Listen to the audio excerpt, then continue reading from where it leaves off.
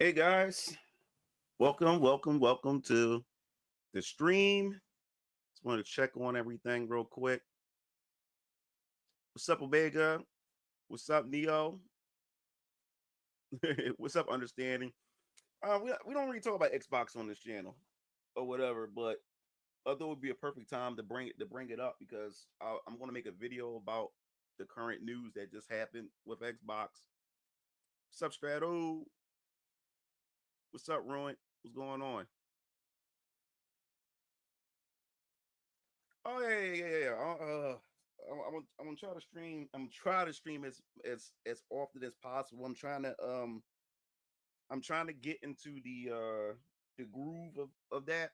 Um, you know, doing streaming more often and stuff like that. Um, by the way, how's the sound? Is it too loud? The mic and everything. I need to know. Make sure everything's cool. He said, "Will you ever make Mugen videos again?" At some point, yeah. I'm going to just shadow drop a Mugen video at some point. Who knows? Probably next year. Who knows? Yeah. Let me see. Yep. What's up, anime? Microsoft, Xbox is Microsoft.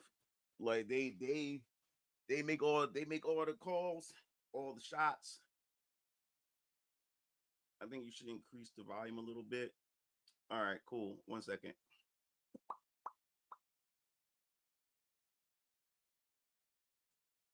How about now?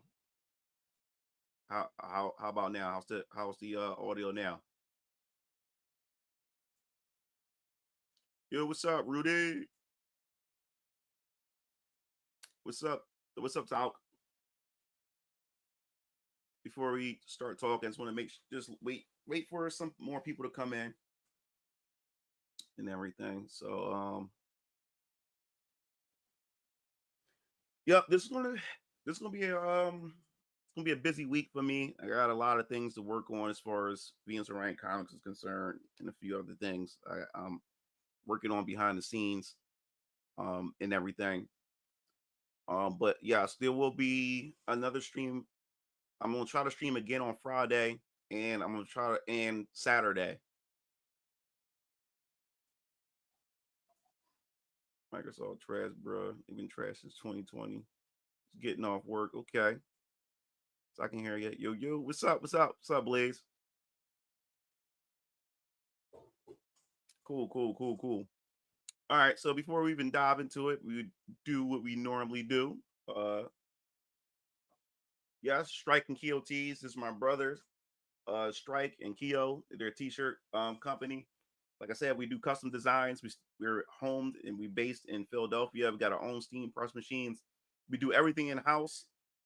We do all kinds of merchandise. We do leggings, sweatpants, hoodies.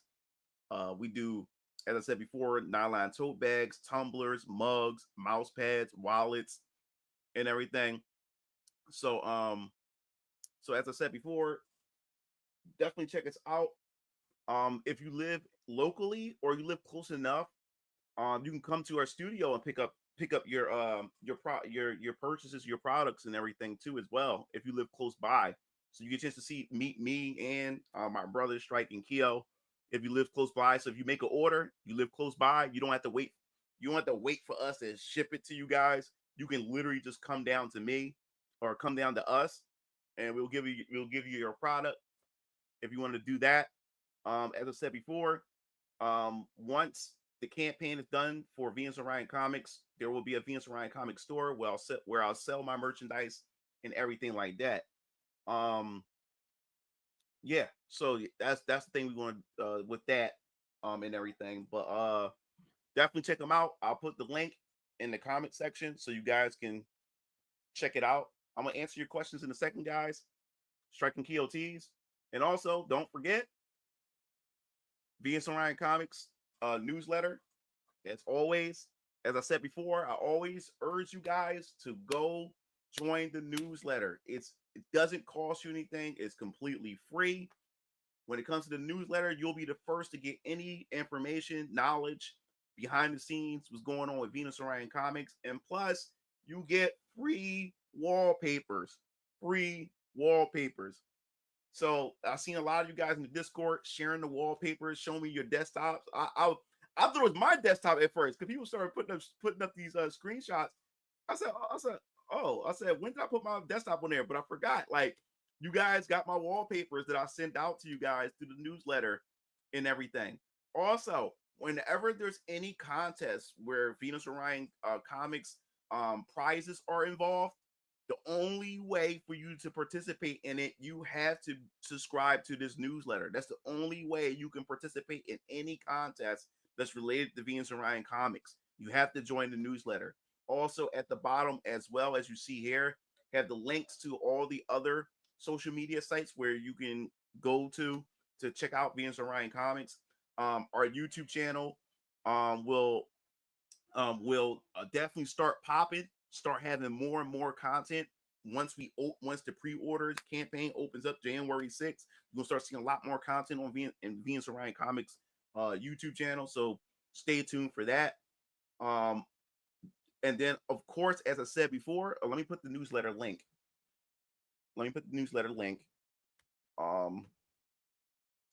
Right there, so you can go to it. And then, of course, my Kickstarter. Once again, this is the pre-launch page. The pre-launch page is all it is that you can go to the Kickstarter right now. There, of course, there's nothing there yet, only but the synopsis and everything of VK. But if you go here, you need, and I have to remind you, you got to make a Kickstarter account. So if you don't have a Kickstarter account, you won't be able to pre-order my comics or get any of my merchandise from this pre-order campaign. You gotta have a Kickstarter account. So when you go to this page, which I'll put the link in the description right now, and I urge you guys to go to it right now if you can, and if you are thinking about supporting me in this venture that I'm going on with this comic book company that I'm launching, go to the link in the description, and you got to hit the notification bell right here, notification button. But you got to make a Kickstarter account. So if you don't make a Kickstarter account, you hit the notification. It's going to ask you to make a Kickstarter account. You make a Kickstarter account, they send you a verification to your email. Make sure it doesn't go in your spam mail, and you click that. Because what's important about the notification is that what I'm going to do is the moment the pre-order campaign opens, so it opens, there's going to be an early bird special tier, meaning that you'll get $5 off on any of the 4 covers of your choosing. Any of the 4 covers of your choosing, you will get $5 off. So I'm gonna go back to the prices again. Remember, digital, if you want to get it digital, it's $5 for digital. But if you're going for physical, and I'll also remind you, when you buy physical, you get digital as well. The digital comes with the physical. So, as I said before, this is the base cover. Cover A, $15. Cover B, $20. Cover C, $25. And then cover D, $30. And you open it. Oh, let me just when you open it, it makes a full picture. This is the manga style cover and everything. And as I said before, you can see the inside of it, anime style that we're going with. My artist Shabibit, Jessica, she does all the artwork and stuff. Very, very, very, very phenomenal artist. She's awesome. That woman is incredible. We've been working together for 5 years now and everything. And man, it's crazy how technology is. She lives all the way in the Philippines, and we're able to just work together as if we were close by with one another. But as I said before, so you get $5 off if you quickly get to the early bird tier, which is limited to 20 people. So the first 20 people that grab it, that's it. So instead of this being 15, this would be 10. Instead of this being 20, this would be 15. Instead of this being 25, this would be 20. Instead of this being 30, this would be 25. So remember that. So on the first 20 people that get in, soon as the pre-order, soon as the Kickstarter opens up for pre-orders, you can be the first. If you the first 20 will be able to get that. I'm still people want me to do autograph signing of versions of the book, so I've been thinking about that as well, and then I'll go into more details about that sometime this week or talk about it next week or whatever like that. But yes, as I said before, um go to the Kickstarter and hit that notification. I'll post the link one more time just in case you guys are just getting in here. And I urge you, I suggest that you do that. And it really, really helps. It allows me to gauge interest and everything like that, and people who really want to support me on this venture, which is Venus Orion Comics. So back to the hell is going on here? The hell. Yes. So let's go back. So let me answer some of these. Let's see what we got here. Let me go back. Have you tried getting on Yellow Flash streams so you can advertise your comic? Like, that's up to you. In order, this is what I learned, man. This is what I learned when it comes to wanting to promote and advertise and stuff. It has to be up to them, and because when you're doing this, when you're especially collaborating or trying to do things with bigger people, man, these people are much higher than where I'm at. So it's up to them whether or not they got to see a benefit. What is the benefit of me getting onto their platform? So whether or not Yellow Flash will answer me if I ask him or like that or whatever, that's totally up in the air. But if you guys want to see me get on Yellow Flash podcast to promote my book, then it's up to you guys, my fans, to go to Yellow Flash and demand it. You have to go to him because like I said, these people are a lot bigger than me. Like sad to say, when it comes to all this stuff, people don't just do things out of the kindness of their heart. A lot of people do things to if they can benefit from it too as well. So if there's a way they can benefit by having me on their platform, then in order to do that, you guys got to go to Yellow Flash and demand that, hey, go check out Mugen Lord. He has a comic book coming out and stuff like that. Whatever podcast you want me to be on, go to these people. I can go to these people all I want, but that's up to them to decide that. But if they see that I have a base that demands it, and if they think they can get a piece of my base that can benefit them, then they're more than likely to have me get onto their platform. But that's the only way it's able to work. You guys got to contact these people. There's a couple people that linked me, couple you guys who linked me to a couple of people, and some of these people never responded to me or whatever like that. So that's all I'm saying. So if you guys want to see me on these platforms, you gotta knock on their doors. You guys are my viewers. You gotta show that they gotta see that, oh man, this dude has viewers and he really or whatever like that. So you gotta press it, guys. I can go to these people all I want. It's up to them whether or not they want me to be on their platform. So you guys, if you guys want me to see me on Yellow Flash, or Ripper's podcast or anybody's, when it comes to me wanting to promote my comic, it's you guys got to help push that. What's up, Loyal? Almost walked 4 miles a day. Just hit 3%. That's good, Straddle. That's good. Random question. Well, what can we do to stop the next generation of men wanting to become women? At this point, fathers need to be on. You talking about me when it came to the wallpaper? Yeah. Oh yeah. Okay. See, I'm still rocking the Venus Orion. Yeah. Yeah. It was Straddle. Yeah. I was wondering. I forgot who it was. Yeah. Yeah. Yeah. If Xbox go third party, that would be sad. We'll talk about that in a second. Alex, we'll talk about that in a second. Everything on Xbox is already on PC, anyways. Xbox is releasing. Yeah, we know that.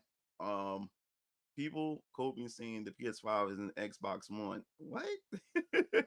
Xbox hasn't released a good first party since Halo 5. What's up, PJ?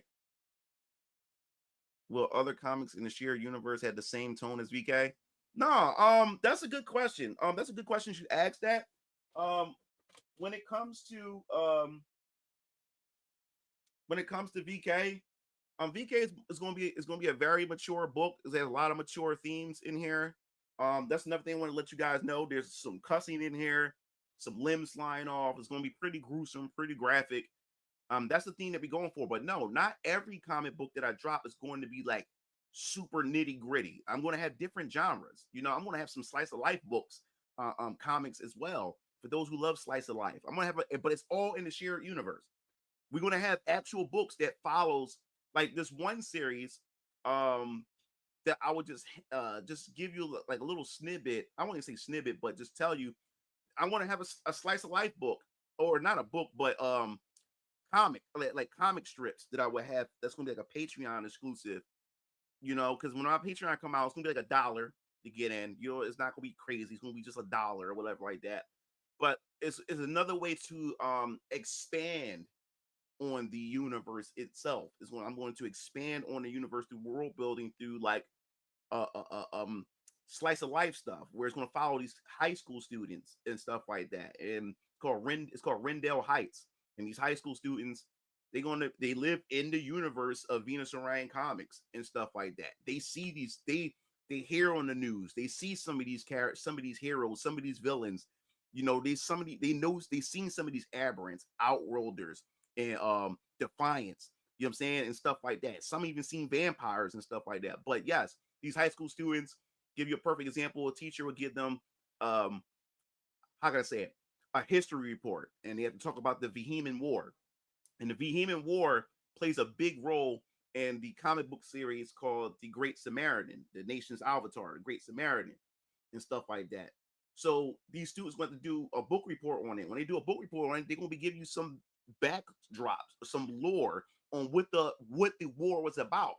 So you'll get a chance to see some past events and stuff like that. And that's the type of stuff that I want to do, that I'm going to do and everything. And then, so yes, so I can't wait to be able to really, really get into the nitty gritty of all that type of stuff. Ruin said I'm locked on cover C. Yeah. A lot of you guys are locked on. A lot of you guys are locked on cover C. The monochrome one with young Wrath on it. A lot of you guys are really, really digging this one and stuff like that. So I really like that, man. This is something that Jessica Chabibit had came up with, because I was thinking, I was like, I couldn't really think of a third style that I wanted to go with. So she was excited and said, I got a good idea. This is something I really wanted to try out. So I left it to her. I had that much faith. I had that much confidence in her ability as an artist, as a professional, and stuff like that. They're like, this woman is good. So she did a really, really good job with this one. So yeah. And let's see what we got.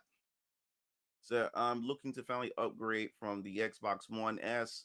Should I go go PS5 just for Marvel Rivals? I mean, Xbox Series X the game is on Xbox Series X too. I mean, if you want to stay within the Xbox ecosystem, just get Xbox Series X and get Marvel Rivals. This is for all platforms.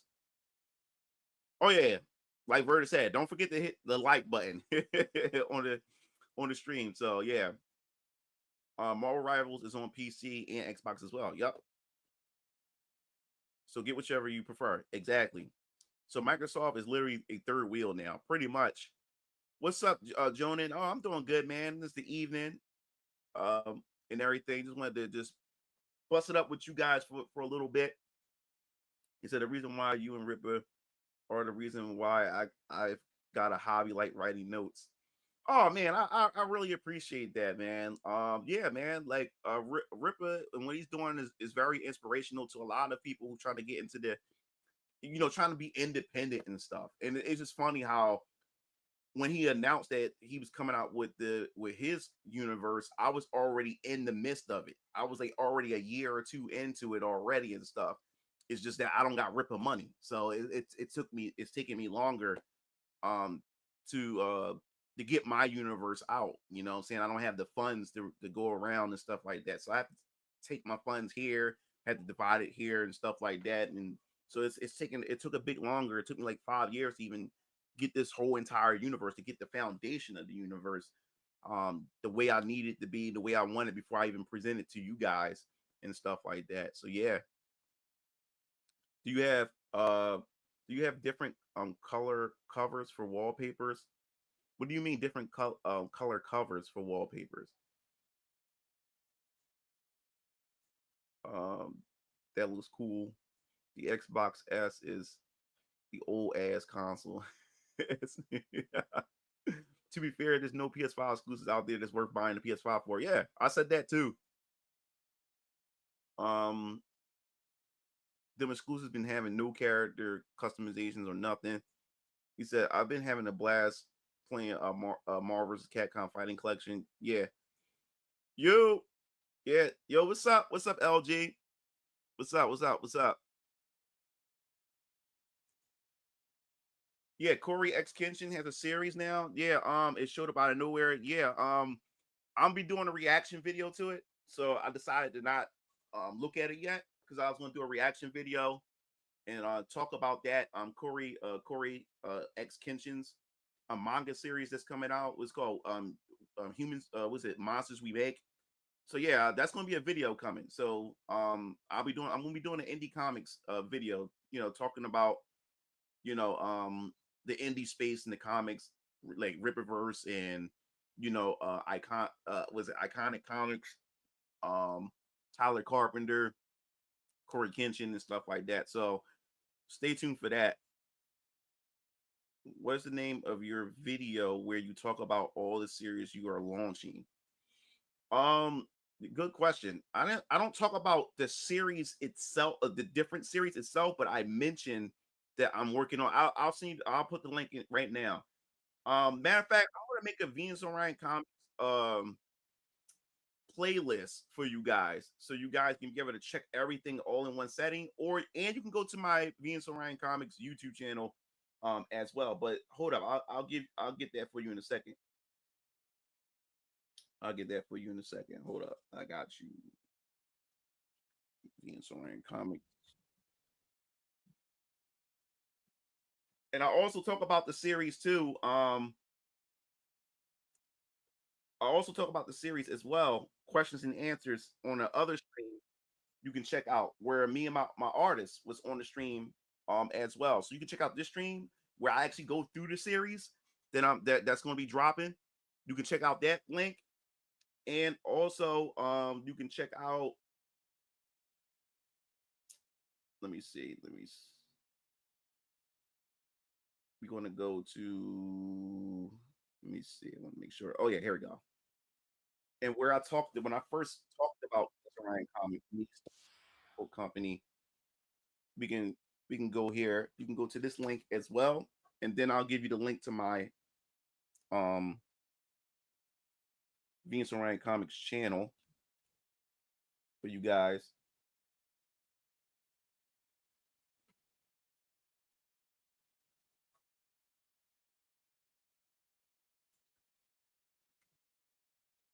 Yeah, I think I got my. I'm waiting for them to answer. I got my first paid sponsor that's supposed to be doing. Um, can't tell you what it is just yet, but okay. So there you go. That's a link to my Venus. Oh shit! Did I just do the wrong? No, I put the Mugen Lore. How the hell did I do that? Oh, oh, my fault. I gave you the Mugen Lore channel. There we go. I'm put Venus and Ryan Comics. There we go. Here's the Venus and Ryan Comics link. Let's see. We got. Yeah, there you go, Chris. What's up? So most of the great PS5 games are available for PS4. Exactly, exactly. So let's get into this. Yeah. So what's been interesting, and the thing is, like, I haven't covered it because I've been, working on so much other stuff. Um, I'm a huge fan of movie, and I made a YouTube channel compiling clips from your streams to spread your stories and spread important messages. Are you okay with it?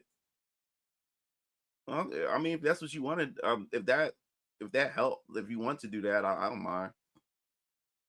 At this point, a new Sega console would be more appealing. It would be more appealing over another Xbox. He said, "I know I already mentioned this in your Game Awards stream, but last November 30th, I tagged you and you on my birthday short since it's my 32nd birthday. Oh, okay, cool. Congrats." He said, "I play Street Fighter 6 for PS4. Ew." But yeah, so what happened is they first came out with this ad. Microsoft they came out with this ad um where they were talking about they showed a cell phone. This is an Xbox. They showed the Meta Quest. This is an Xbox. They showed everything showing that this is an Xbox. So they was pretty much saying that everything can be an Xbox. Your smart TV, everything. So they had really got your Steam Deck, everything. So that really had got a lot of Xbox fans and a tizzy really upset. And I don't blame them. I don't blame the fans at all, especially those who've been sticking with Xbox since the very beginning. I got every Xbox console except for Xbox One. I think Xbox One is the only Xbox that I skipped, but I bought every last Xbox game console. I literally skipped the Xbox One, especially after that whole debacle with Don Matrick, and it was just no games. It was just no good games, or like there was no exclusives or anything that was worth it when the PS5. Because the thing is about Xbox, Xbox was always the console that had the better uh uh, uh was the better platform. So if you didn't like, even if you didn't like the exclusives, the multiplats were much more superior than the PlayStations. But for some strange reason, when it came to the PS4 and the Xbox One, before the mid generations came out, so let me just before you come blast me in the comments and stuff, but before the mid generations came out, the PS4 was just a better option. Now Xbox don't even have any like real exclusives coming to the Xbox One, and now they just suck at multiplats now. So PS4 was just the choice, the option. So I didn't even bother to get the Xbox One. But this generation, I thought, and I will take back my words. I will apologize to everybody.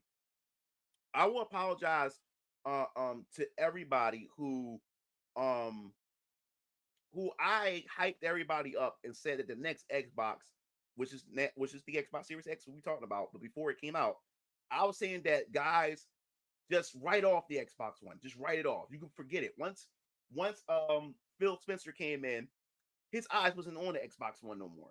You can just forget it. Like they just wrote it off as a lost cause, and that they're gonna put all their energy into the Xbox Series, to the next Xbox, which is the Xbox Series X and S. And I told all you guys, don't worry, guys, it's going to get better. The launch is going to be even better because they're gonna put all their energy and all their hard work into the next Xbox because they realize that the Xbox One is a lost cause. And here we are today. It's crazy. And look where we at. You know what I'm saying? And I apologize for that because I really had that faith as well. Um Let me see. 1 second. I want to just make sure I missed anybody. I played the say y'all a bunch of haters. I'm glad these companies are phasing what's that y'all out of gaming. Real talk. Okay. Anyway, so might as well what you call 'em, do you blame Phil Spencer? So you blame Phil for the shape of Xbox? Yeah, well the thing is that well Phil Spencer's the face. Um yeah, well the thing is I will put the blame on Phil Spencer because we had all these years for them to actually yield some results. And all we kept getting was apologize. And then when people ask him straightforward questions about what is the future of Xbox, just been dancing around it. And we finally, because everybody started saying like the writing's on the wall. Like these guys are literally going to just go multi-platform and stuff like that. You know what I'm saying? Multi-platform. And the thing is, they're looking into the future, which I've always been saying. I've always been saying this. They always been thinking about the long term, not the short term. They're trying to capture the all digital market because um they're trying to capture the all digital market because that's where the future of gaming is eventually going to go. We're eventually going to go to this all digital era, which a lot of people's not liking. I mean, they tried to do it with the Xbox One.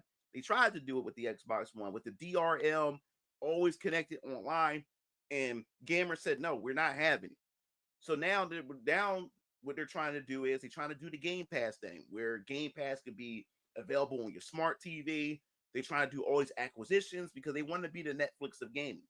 But the problem is, will it work? Will it sustain itself? Because the thing is, for people to want to subscribe to this service or whatever like that, you got to give them something that's worth subscribing to. And the thing that more people talk about is exclusives.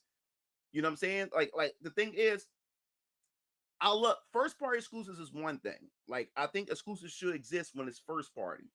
I don't like third party exclusives. I think third party exclusives should be on every platform. You know what I'm saying? And that's how I've always been a firm believer of that. And I think the only way that people want to hop on the Xbox ecosystem is if you do still have some first party exclusives that say, you know what, this is worth getting the Xbox.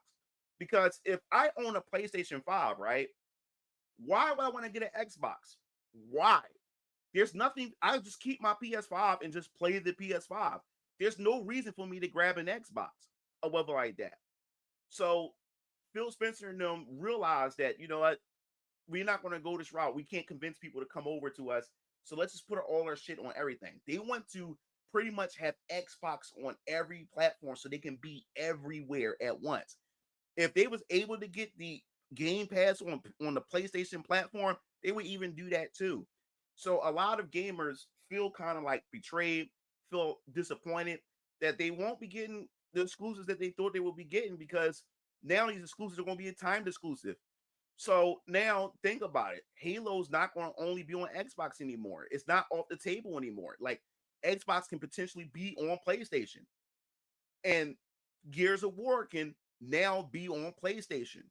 And the whole thing about this whole console war that cracks me up is because when every time there's Halo, Gears of War, got the Sony fanboys, trashing those IPs. But now, once it come over, if it does come over to the PlayStation, watch the whole narrative change around those IPs, change from the Sony fanboy perspective now that it's on their platform.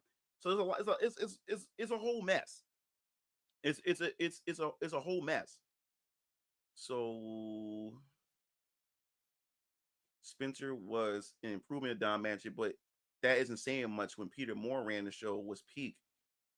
And then it said they are going the way of Sega. It hurts, man. Always happen. Also, what happened to Fable? And it says, what's the PS4? No, I mean, as far as it running, I don't think it runs as good as the PS5 version, but I don't think it's. I'm gonna say it's bad. Let me see. So I felt as if the OG Xbox was the spiritual successor to the Dreamcast. Well, that was the point of it. That was the point. Sega had worked a deal with Xbox, and they was trying to get them to make it backwards compatible with Dreamcast games, but I think it was because it was too late in the development of the Xbox. That was something that wasn't going to happen. But yeah, like Sega had a new breath of life on the Xbox platform. That was one of the main reasons why I also got the Xbox, because the Xbox, um, which I bought for the PC, I got the black and the atomic green. This was like my favorite controller back in the day. Like this took me back to the Xbox, to the Dreamcast era. This controller alone, the Duke controller, still one of my favorite controllers, man. I love the Duke controller. A lot of people didn't like it. That's why they made the controller smaller for the Japanese consumer base, because Japanese people have smaller hands, so they decided to go with a smaller controller. But me, even when I was young, I had big hands, so it fit just right for me and stuff like that. So I love this. I love this controller. Loved every last moment and bit of that controller. But yeah, man, that's one of the main reasons why that I got it. Microsoft owns the Ginga Studios and their own hardware, not like Sega. Xbox been kicking me in the balls the way they allowed 343 to fuck up my baby Halo as has pushed me away from everything. Yup. Said, did you hear about Final Fantasy Rebirth? Didn't make don't make it. Well, they said it. They said They said that with Final Fantasy VII Remake. I did a video on that on the remake one. They said the same thing. No different.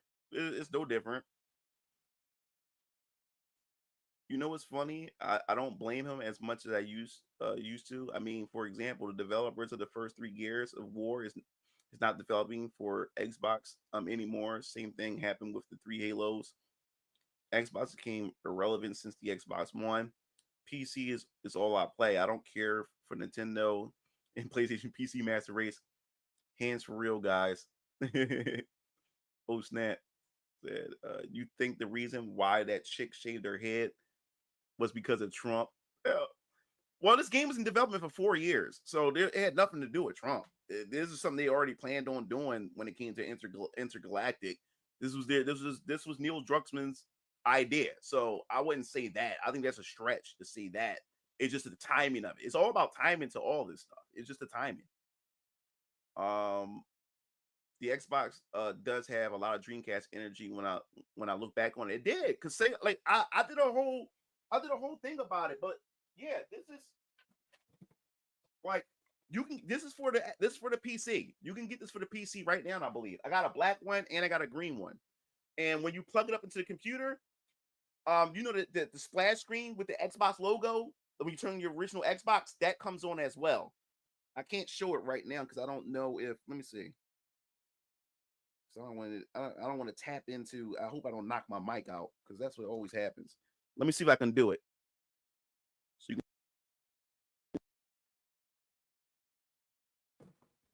let me see if it comes up. You see it, guys? And it make, you see it?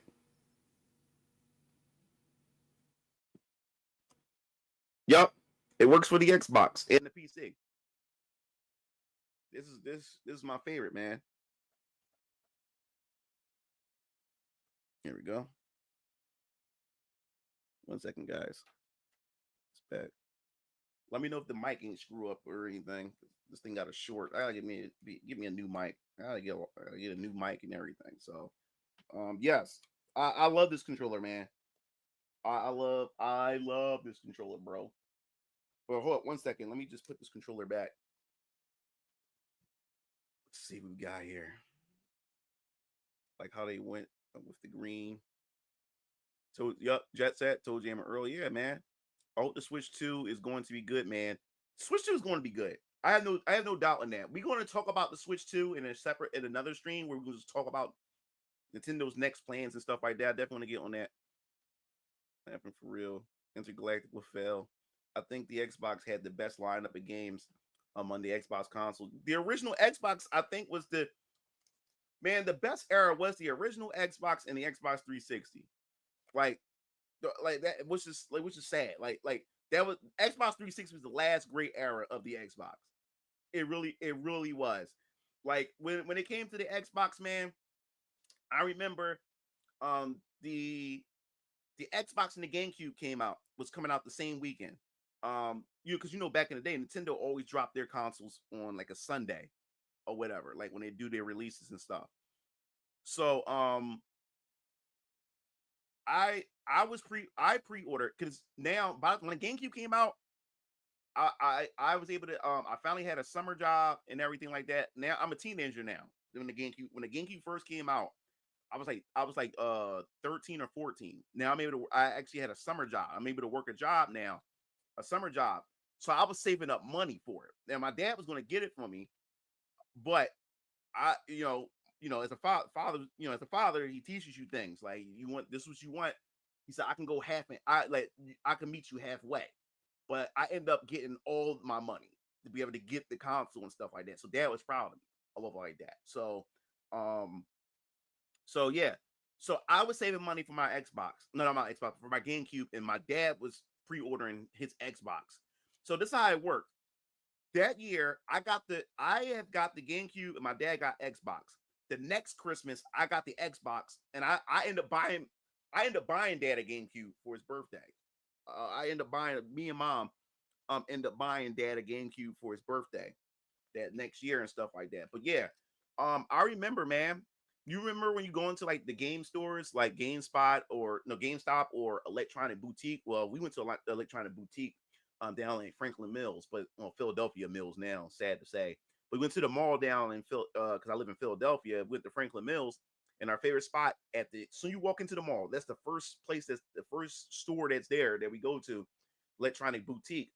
And you walk in, you see the kiosk, and this is I love when there's a new console coming out because now you get to finally, as it get closer to launch, you can finally get your hands on the console out at a kiosk.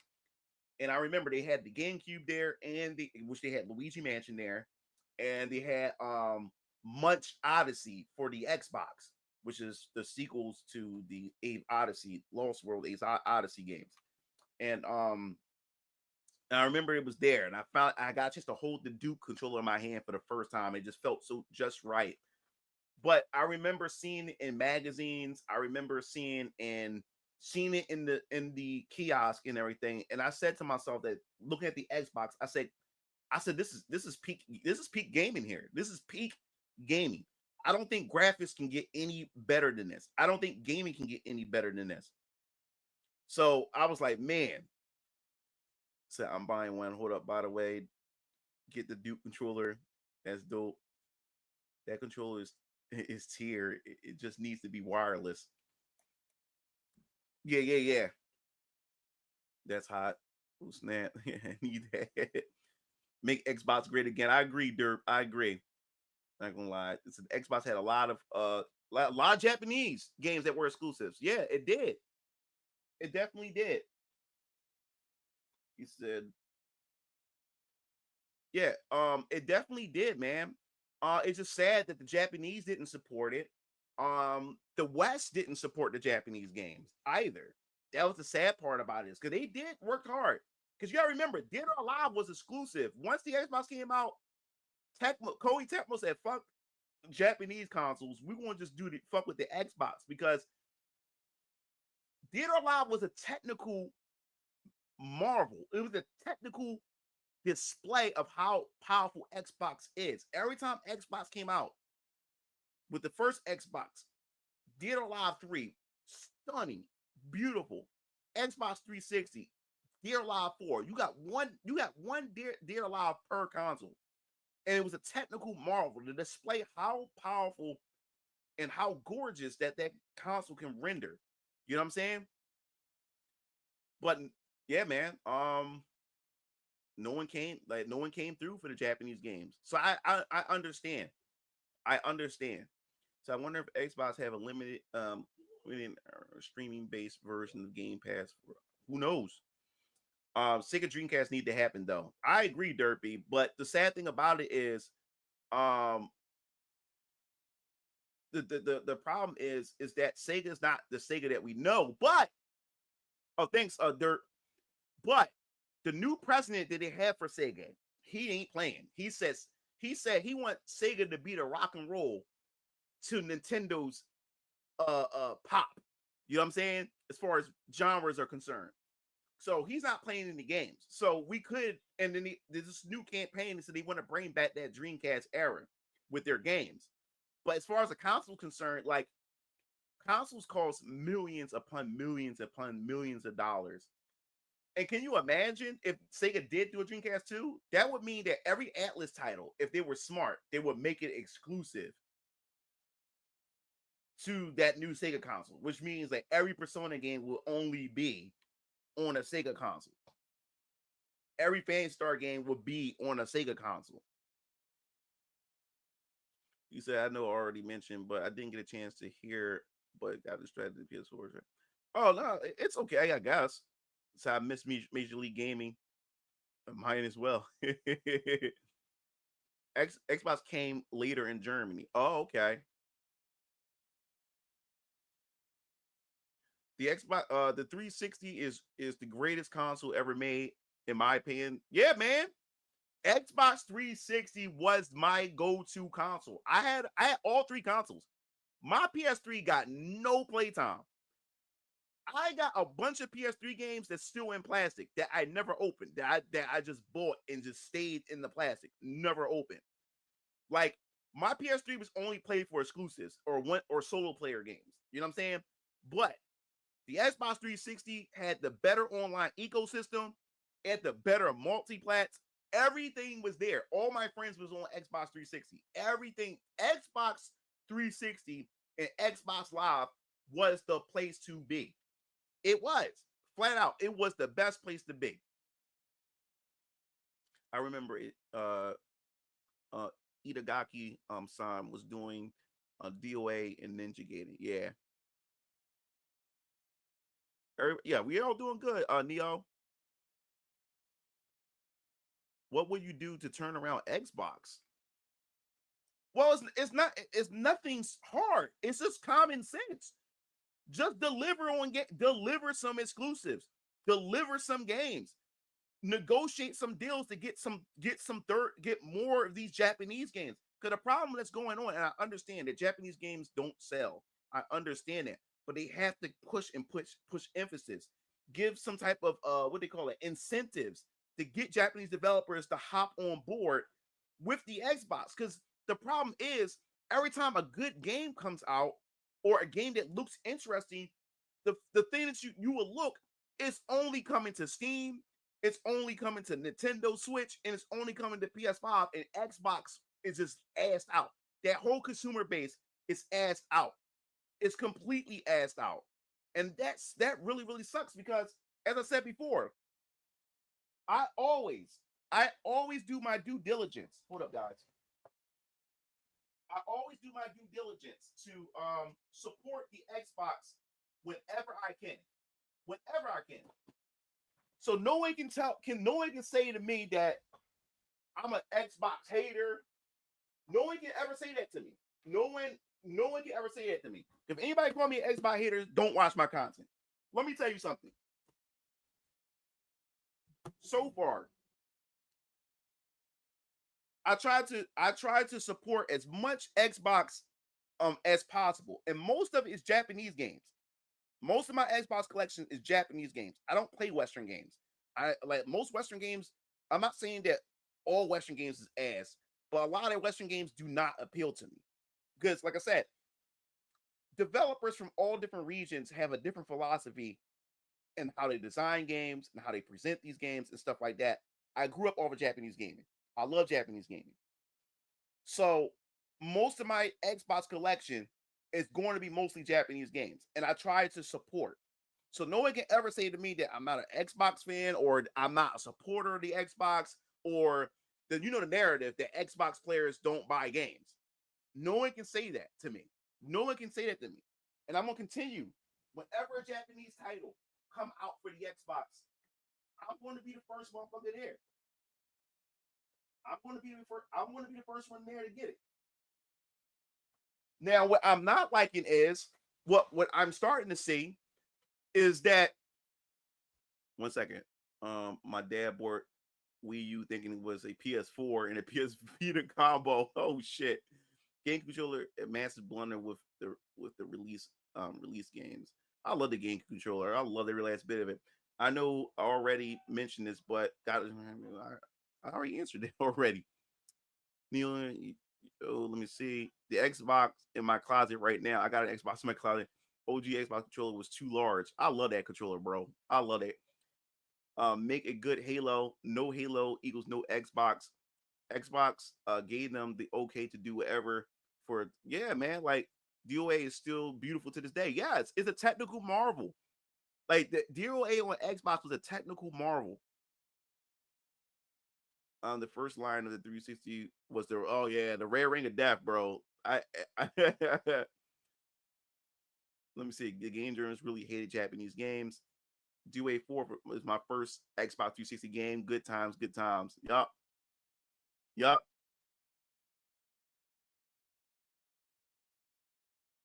Let me see. Just want to make sure get everybody.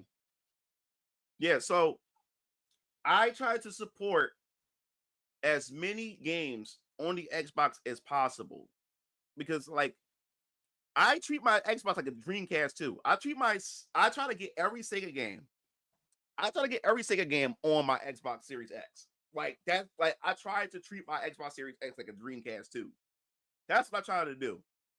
Like that was the appeal to me. Like that was the appeal to me with the Xbox all in itself. And I love their controller. I think the PS5 controller is ass compared to the DualShock 4 with the PS4. The DualShock 4 controller was really, really good. I do not like the DualSense controller. It feels bulky. It feels uncomfortable in the hands, especially when you're playing like action and heavy, intense games. That's why I'm more so going to play Marvel Rivals on the Xbox Series X rather than the PS5. And I noticed that when you start playing heavily intense games that require mashing, my controller drifts. I just bought a second controller and that shit is fucking drifting. The moment I started playing Final Fantasy 16, the first controller started drifting. And the thing is, I don't play my PS5 like that. I don't play it like that. The moment um Final Fantasy 16 came out, I started playing Final Fantasy 16. My original PS5 controller just started drifting, right? Then I bought a new controller, a purple PS5 controller. Stellar Blade came out. The moment I started playing Stellar Blade, not too long into the play session, that started fucking drifting. It's like high intense games or that requires you to mash buttons and stuff like that. Shit drifts right away. The Xbox controller is way more superior than it. Xbox is in a transition just like the PlayStation after the PS3, and the PlayStation needed some new exclusives. I see Xbox at the same position right now. Now, I'm not saying that it's over for Xbox. Like I said, they're playing the long game or whatever like that. They think they can get the market before their competition does, and they could end up very well like winning, like at the end. Because if everything goes digital and they got the market like crazy, then so be it. After PS2, I only ever owned a Nintendo console. Plus, yeah. But look, at this point right now, the amount of fucking money that you're paying for an Xbox and a PlayStation right now, you might as well get a gaming PC. And since Nintendo got its own thing, just get a gaming PC and a Nintendo console. You don't really need a PS5, and you don't need an Xbox really, because you're getting their exclusives on the platform. I mean, come on, you got Game Pass on the PC and stuff like that. And now Sony's new president saying that you're gonna expect to see more of their first party exclusives hitting the PC day and date and shit like that. So at this point, why would I get a GIMP experience? I might as well just get a gaming PC, something much more superior. You have much more options as far as your gaming experience, as far as mods and everything like that. You might as well. Yeah, bro. I got mad. My brother Keelancer got Magna Carta too.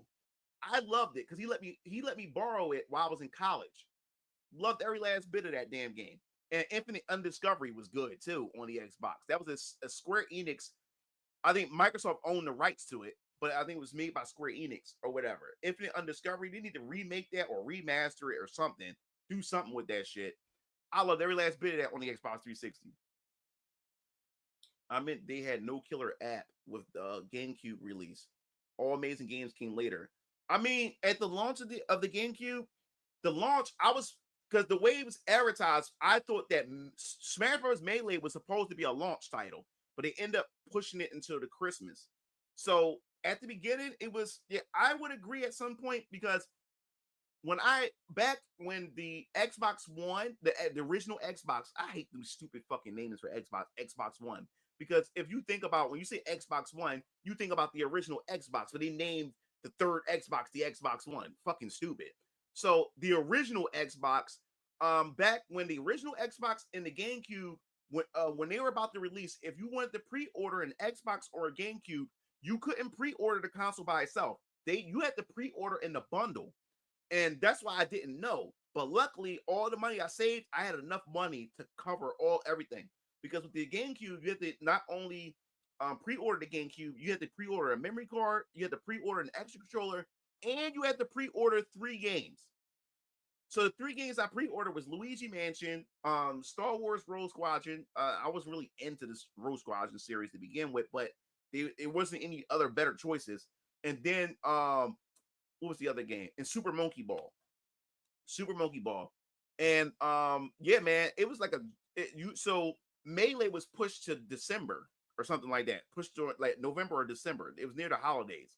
I remember that. So from October when the console released I had to wait from October to Christmas.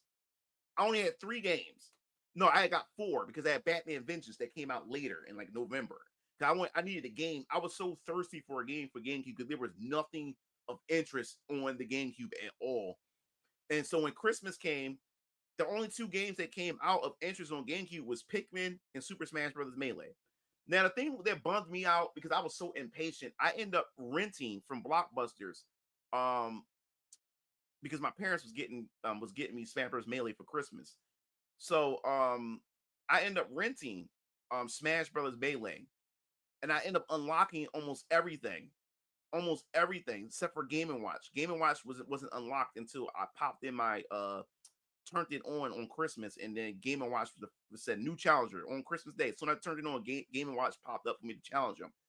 But it was kind of a that was kind of a letdown for me because I ruined that experience because I wanted to play Melee so bad. I ended up renting Melee and end up unlocking everything. I completed almost everything. So by the time that Christmas came, there was really nothing left to do on Melee. By the time I got that, by the time I got it for Christmas, so I kind of fucked that up for me. So Melee wasn't as fun on Christmas because I got that rush, I got that experience. But I played Melee forever, but it wasn't as fun as it would have been me just.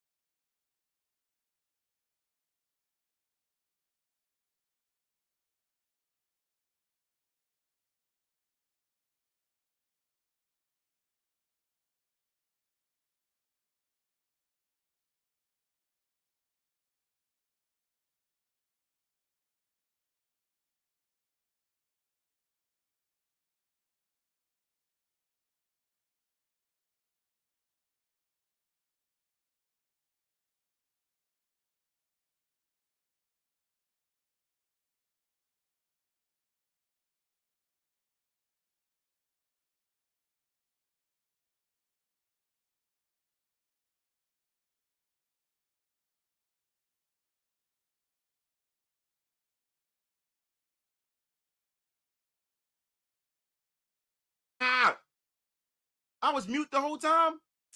Ah, so what the hell? What the hell was I just 7 minutes? Like I don't even know how long I was talking because I didn't scroll down. Damn, I don't know where to mute I don't know when it was muted. So I don't know what I was talking about. I was muted for 3 minutes. Oh my god. Oh my god. I don't know what the hell I was saying for 3 minutes just now.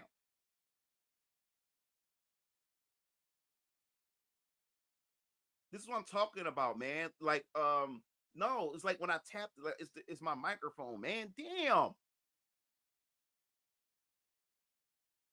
What was the last thing? What was the last thing I said?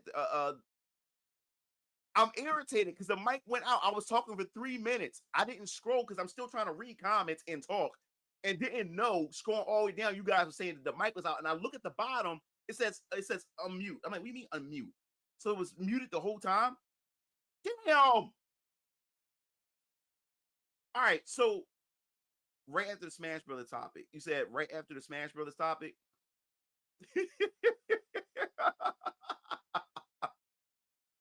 Yo, man, like yo. He said someone should have super chatted. His mic was off. Yo, y'all had to do all that. But yeah. So yeah, at the Smash Brothers, when I had rented Melee because my parents were getting it for me for Christmas. So I was so impatient and rented Super Smash Bros. Melee for GameCube. And I ruined all the excitement and hype for Melee because the time that I rented Super Smash Bros. Melee from Blockbusters, I unlocked everything but Game and Watch. I had to take it back to Blockbusters, so I didn't get a chance to. So by the time Christmas came, my parents had got it for me for Christmas. So when I popped in the GameCube and said, "Here come a new challenger," it was Game and Watch, and there was nothing else to Melee for Christmas because I did everything, and I ruined that for me.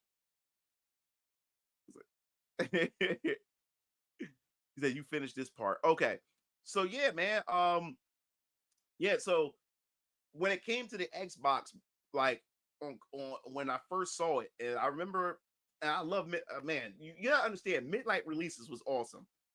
Nintendo never do at the time. I don't at the time Nintendo. I don't think they still do. Nintendo never do midnight releases, and I guess New York they probably do, but I know in Philly they never do midnight releases for anything Nintendo. Like their consoles, they always do it early in the morning, like 7 a.m. or some shit like that. You know what I'm saying? So I remember for Xbox though, we went to the overnight release, the midnight release, for the Xbox, the original Xbox. So me, dad, and my brother Keo, dad took us down to Electronic Boutique at Franklin Mills. And I love midnight releases because you meet gamers of all walks of life. You're all there for the same common interest as gaming. And you end up talking to people, making friends. I mean, sometimes you end up exchanging phone numbers, gamer tags, all kinds of stuff to keep in touch with each other, to play these games together and everything. So that's how that used to work. But I remember that I had to be to school the next day because I think because when the Xbox released, it was a Thursday. It was a Thursday. Um, no, it was a Friday. It was a Friday at midnight. On Friday, yeah, 12 a.m. on Friday.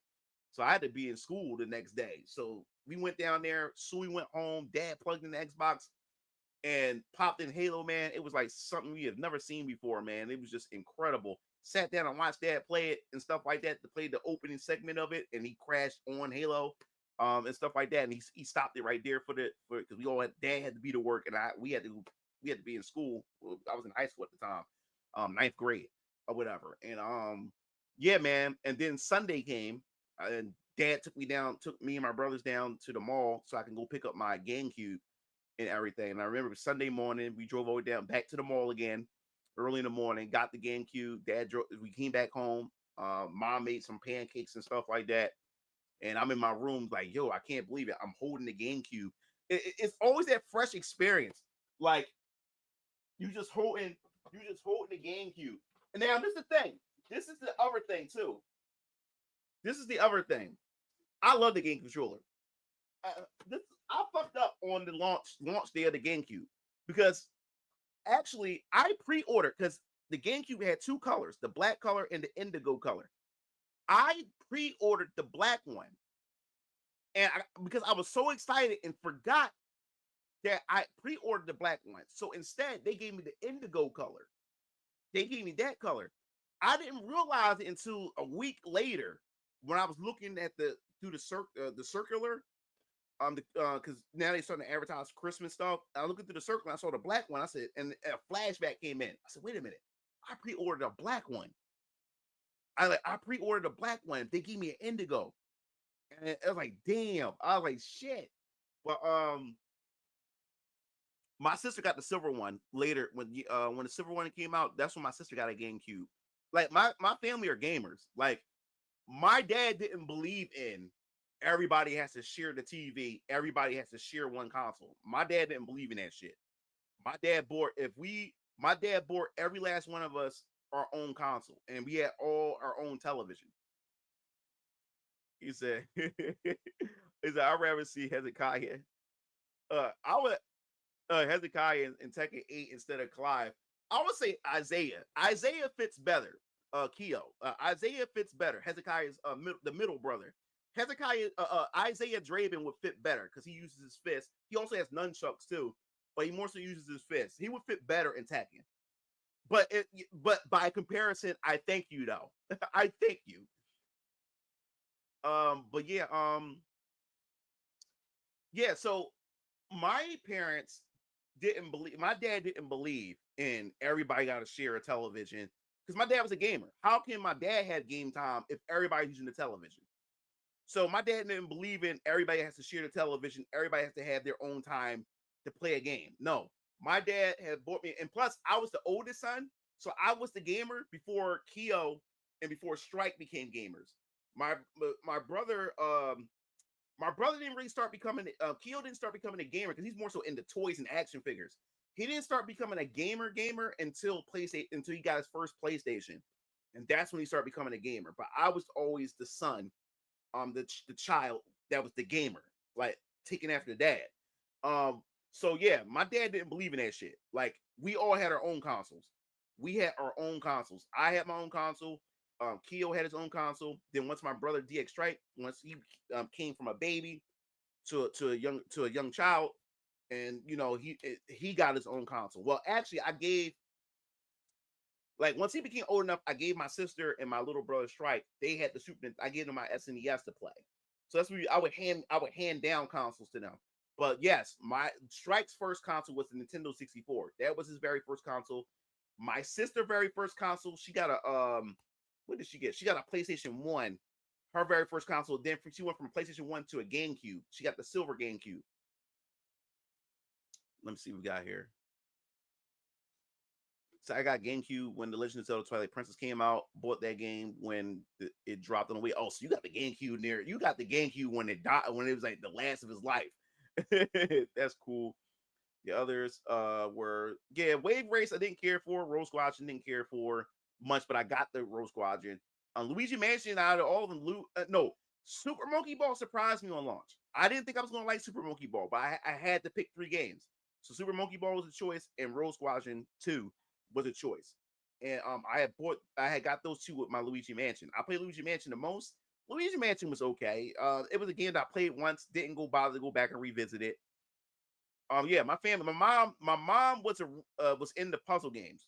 Tetris, Dr. Mario, Columns on Sega Genesis, Clacks on the Atari Lynx handheld. My mom is the puzzle queen, and she loved rhythm games. She was the queen of Parappa the Rapper. That's all my mom did was play. She mastered Parappa the Rapper. Yes, my mom was into puzzle games, Bust a Move.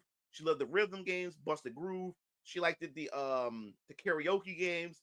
My mom played nothing but puzzle games, and she played them in Shanghai.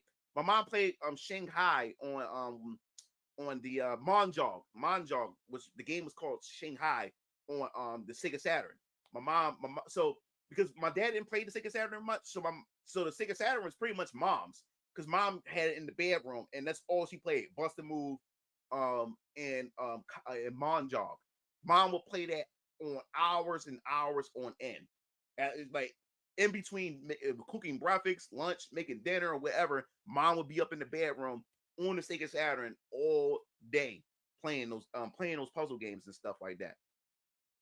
He said, "See my comment about Sony? Repeat the comment. I'm still trying to go through these comments while trying to talk and entertain you guys. Sorry about that.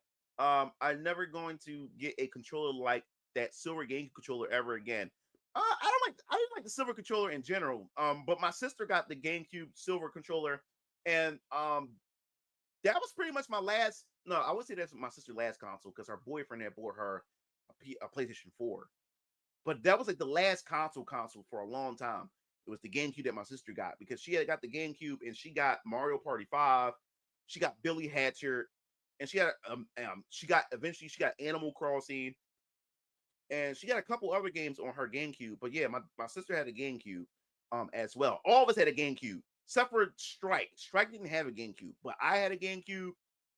Keo had a GameCube, and my sister had a GameCube. I had a PS2. Keo had a PS2. Strike had a PS2. Dad had a PS2. I got a Dreamcast, and Strike had a Dreamcast. Dad had a Dreamcast. I got a PlayStation. Keo had a PlayStation. Dad had a PlayStation. Yeah, we was the only people to play with the PlayStations. I got a 360. Strike got a 360. Dad had a 360. Keo had a 360. I already said the GameCube already. Um, and yeah, and then when it came to the Wii, I got a Wii, and Keo got a Wii. Dad never got a Wii. He wasn't into it. He wasn't into it. But yeah, so me and Keel's the only one that got a Wii.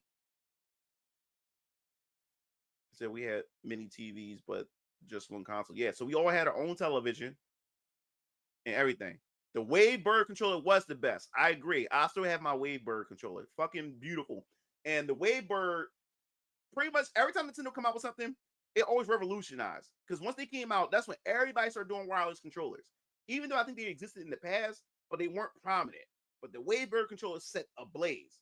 I love that Wave Bird controller. No one was allowed to touch that. I wouldn't let nobody touch that controller. No one was allowed to touch that controller. Like I only played it. I didn't even play it to play melee or like competitive games. I only played it for single player experiences. That's the only time my Waybird had got any type of play. I love that controller. I love the Waybird. And when Waybird came out, it came out during the summertime. When Mario Sunshine and Eternal Darkness came out. So I had bought a Waybird along with Mario Sunshine and Eternal Darkness. Yeah, so not even Nintendo themselves was able to remake that quality. You're right. So, what's your opinion on what's happening with Platinum Games and Hideki going to Capcom once again? I haven't really looked into it.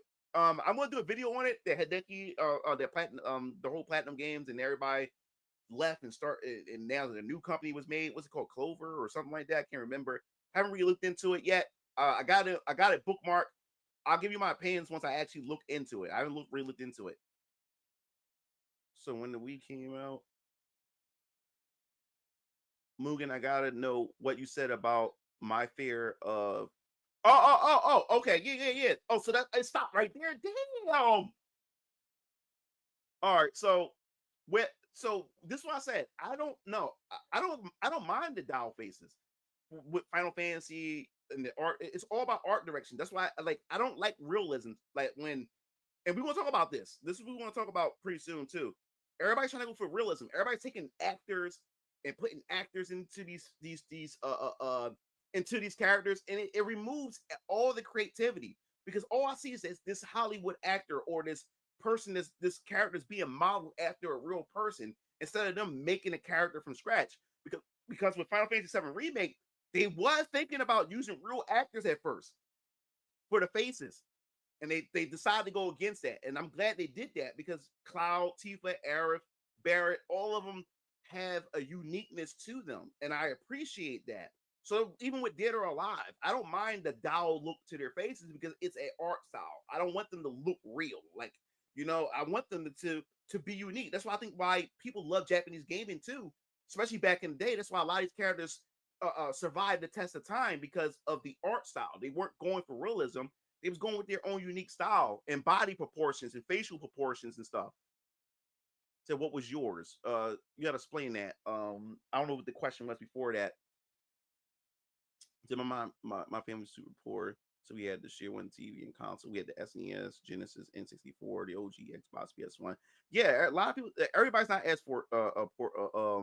fortunate. Super Monkey Ball Z. My mom, she's doing fine. She's doing fine. Atari, yeah, I own the Atari too. My dad, like we owned the Atari. I think we got the ColecoVision or was it Intellivision? It was one of those too. We got. What about Wetrix, the water Tetris? I don't know. Like I haven't. My mom haven't really been playing much puzzle games. Like I got Tetris game on the MetaQuest. The VR Tetris in VR is actually pretty dope. So my mom is the same way. She used to play the original Final Fantasy. Shinkai used Mongjong pieces, but it is a single player game. Yeah, yeah. My mom loved those games. My mom loved like Mongjong, like the Shanghai game on Sega Saturn. I saved money and bought it after payday Christmas. Um, yeah, when my brother Keo got a GameCube when Twilight Princess came out. I got a Nintendo Wii That was my first experience for Twilight Princess. Twilight Princess was not one of my favorite Zelda games. I think maybe because you played as Wolf Link majority of the game. You was Wolf Link majority of the game. I don't like playing as four-legged like animals, like crawling on leg. Like I don't like playing as wolves. I don't like playing as cats. A humanoid wolf is different. A humanoid cat is different. A humanoid looking hedgehog is different. But I don't like playing as animals. I just do not like their gameplay.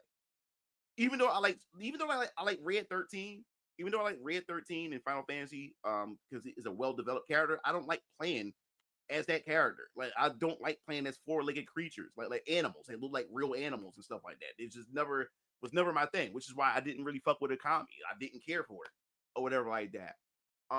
But Twilight Princess wasn't my favorite because the game was delayed so long. Finally got the game, and the storyline was not bad. It just like it felt like a rehash of Ocarina of Time. It felt like it played safe. It felt like a rehash of Ocarina of Time. The game did a bait and switch where they had you think that Zant was the main villain, and then he actually wasn't the main villain. It was actually Ganondorf.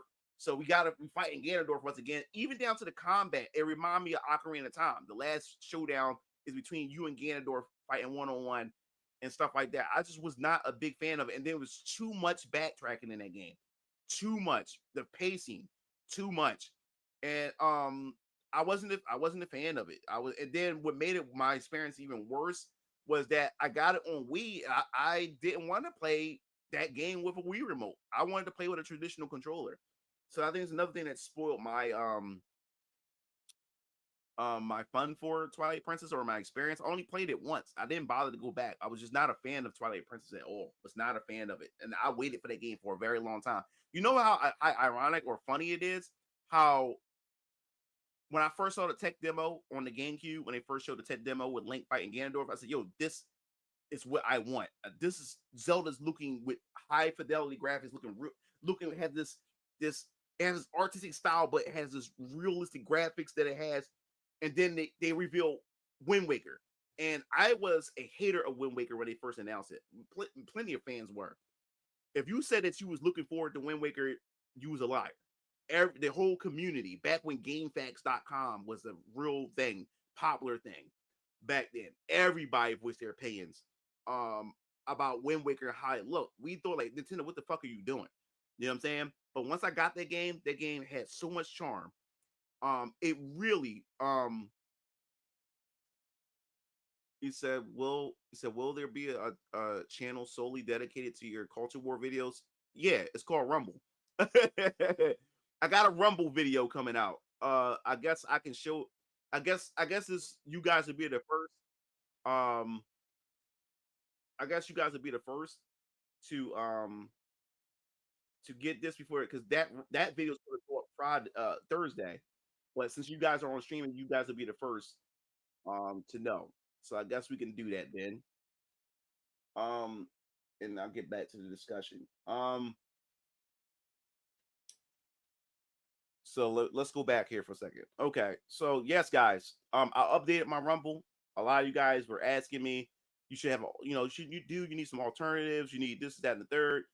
You know, here's, oops, oh, hell no, wrong button. Yes, this is my Rumble. Click this, guys, and if you don't have a Rumble account, make a Rumble account and follow me here. This will be the archive, the home of my Culture War stuff. No, I'm still uploading the Culture War stuff on my YouTube channel. Still am. It's just that I'll be double uploading. I will upload on both. So if you just want to catch my Culture War stuff, you can just go to Rumble. Because what happened was YouTube was being assholes, and I had made a video that was about to go viral, just like how my East versus West when it comes to depiction of women. Remember how that blew up? Well, this video right here, this video, the UN, where I talked about the UN, and and they say that manga and anime is harmful to women and stuff like that. This video was moving so fast This was about to be another viral hit. You guys came in swarms, and I was jumping up subscribers, and then YouTube killed it. A couple hours later, I get a notification from YouTube saying that they had to age restrict the video. They had to age restrict it, which which means that if you don't have a YouTube account, you can't see it, or if you're below 18, you can't see it. Killed the video. It stopped. It stopped at 2.4 views, K views. It was moving fast. I had got to 1.5K views with this video within, what was it, 45 minutes. It was going that fast, and YouTube stopped and said, "No, nigga, it killed that shit." So and it of course I couldn't monetize it either. But yeah, so to alleviate that, or situations like this too, now it's here. This video is also here on the Rumble, so you can go to Rumble as well and everything. Yeah, so I won't be doing like you gotta understand too, guys, about this whole culture war stuff, which we'll talk about in a second. Sony's the next one after Xbox when they're burning money like the PS. Yeah, I agree. Siri and Witcher 4. We'll talk about we're gonna talk about that. There's a whole Siri thing in a situation in a bit too. I'll never forgive Microsoft for canceling Platinum, Scalebound. Everybody's hyped for Scalebound. The game didn't look that good to me. The character like a generic version of Dante from Devil May Cry, but with a dragon. I don't see what people was hyped about with Scalebound. That game did not look that good. I personally grew up with family that was assigned certain consoles to certain TVs. So, for example, if I wanted to play a Super Nintendo game, seeing living room wasn't an option. I had to go upstairs to a certain room to play it. Oh wow, that's interesting. Do a remain anime like? I just got Romancing Saga 2. It's not bad. No, it looks. I got Romancing Saga 2 still in the plastic. I get it. You don't like photorealism.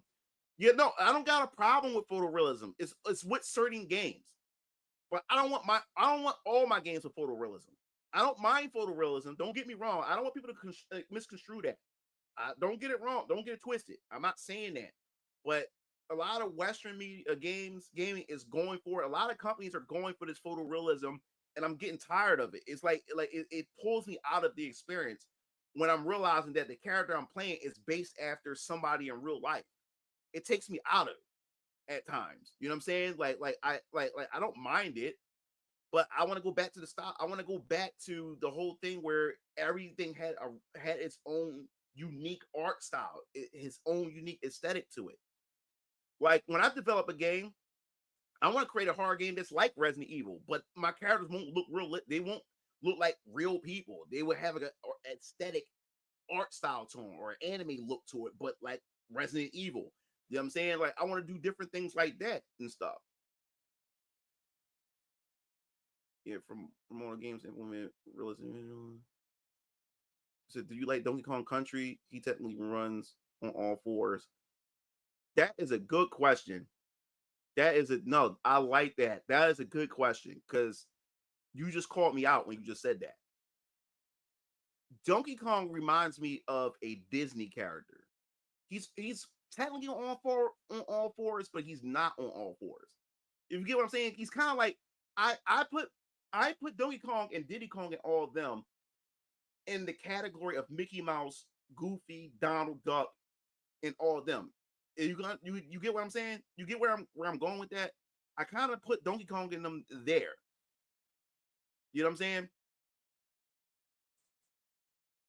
Yeah, you guys just ask me about it. I'll be doing a react. I'm gonna be doing a reaction to Corey Kenshin's manga that he's dropping out called it was the monsters we make.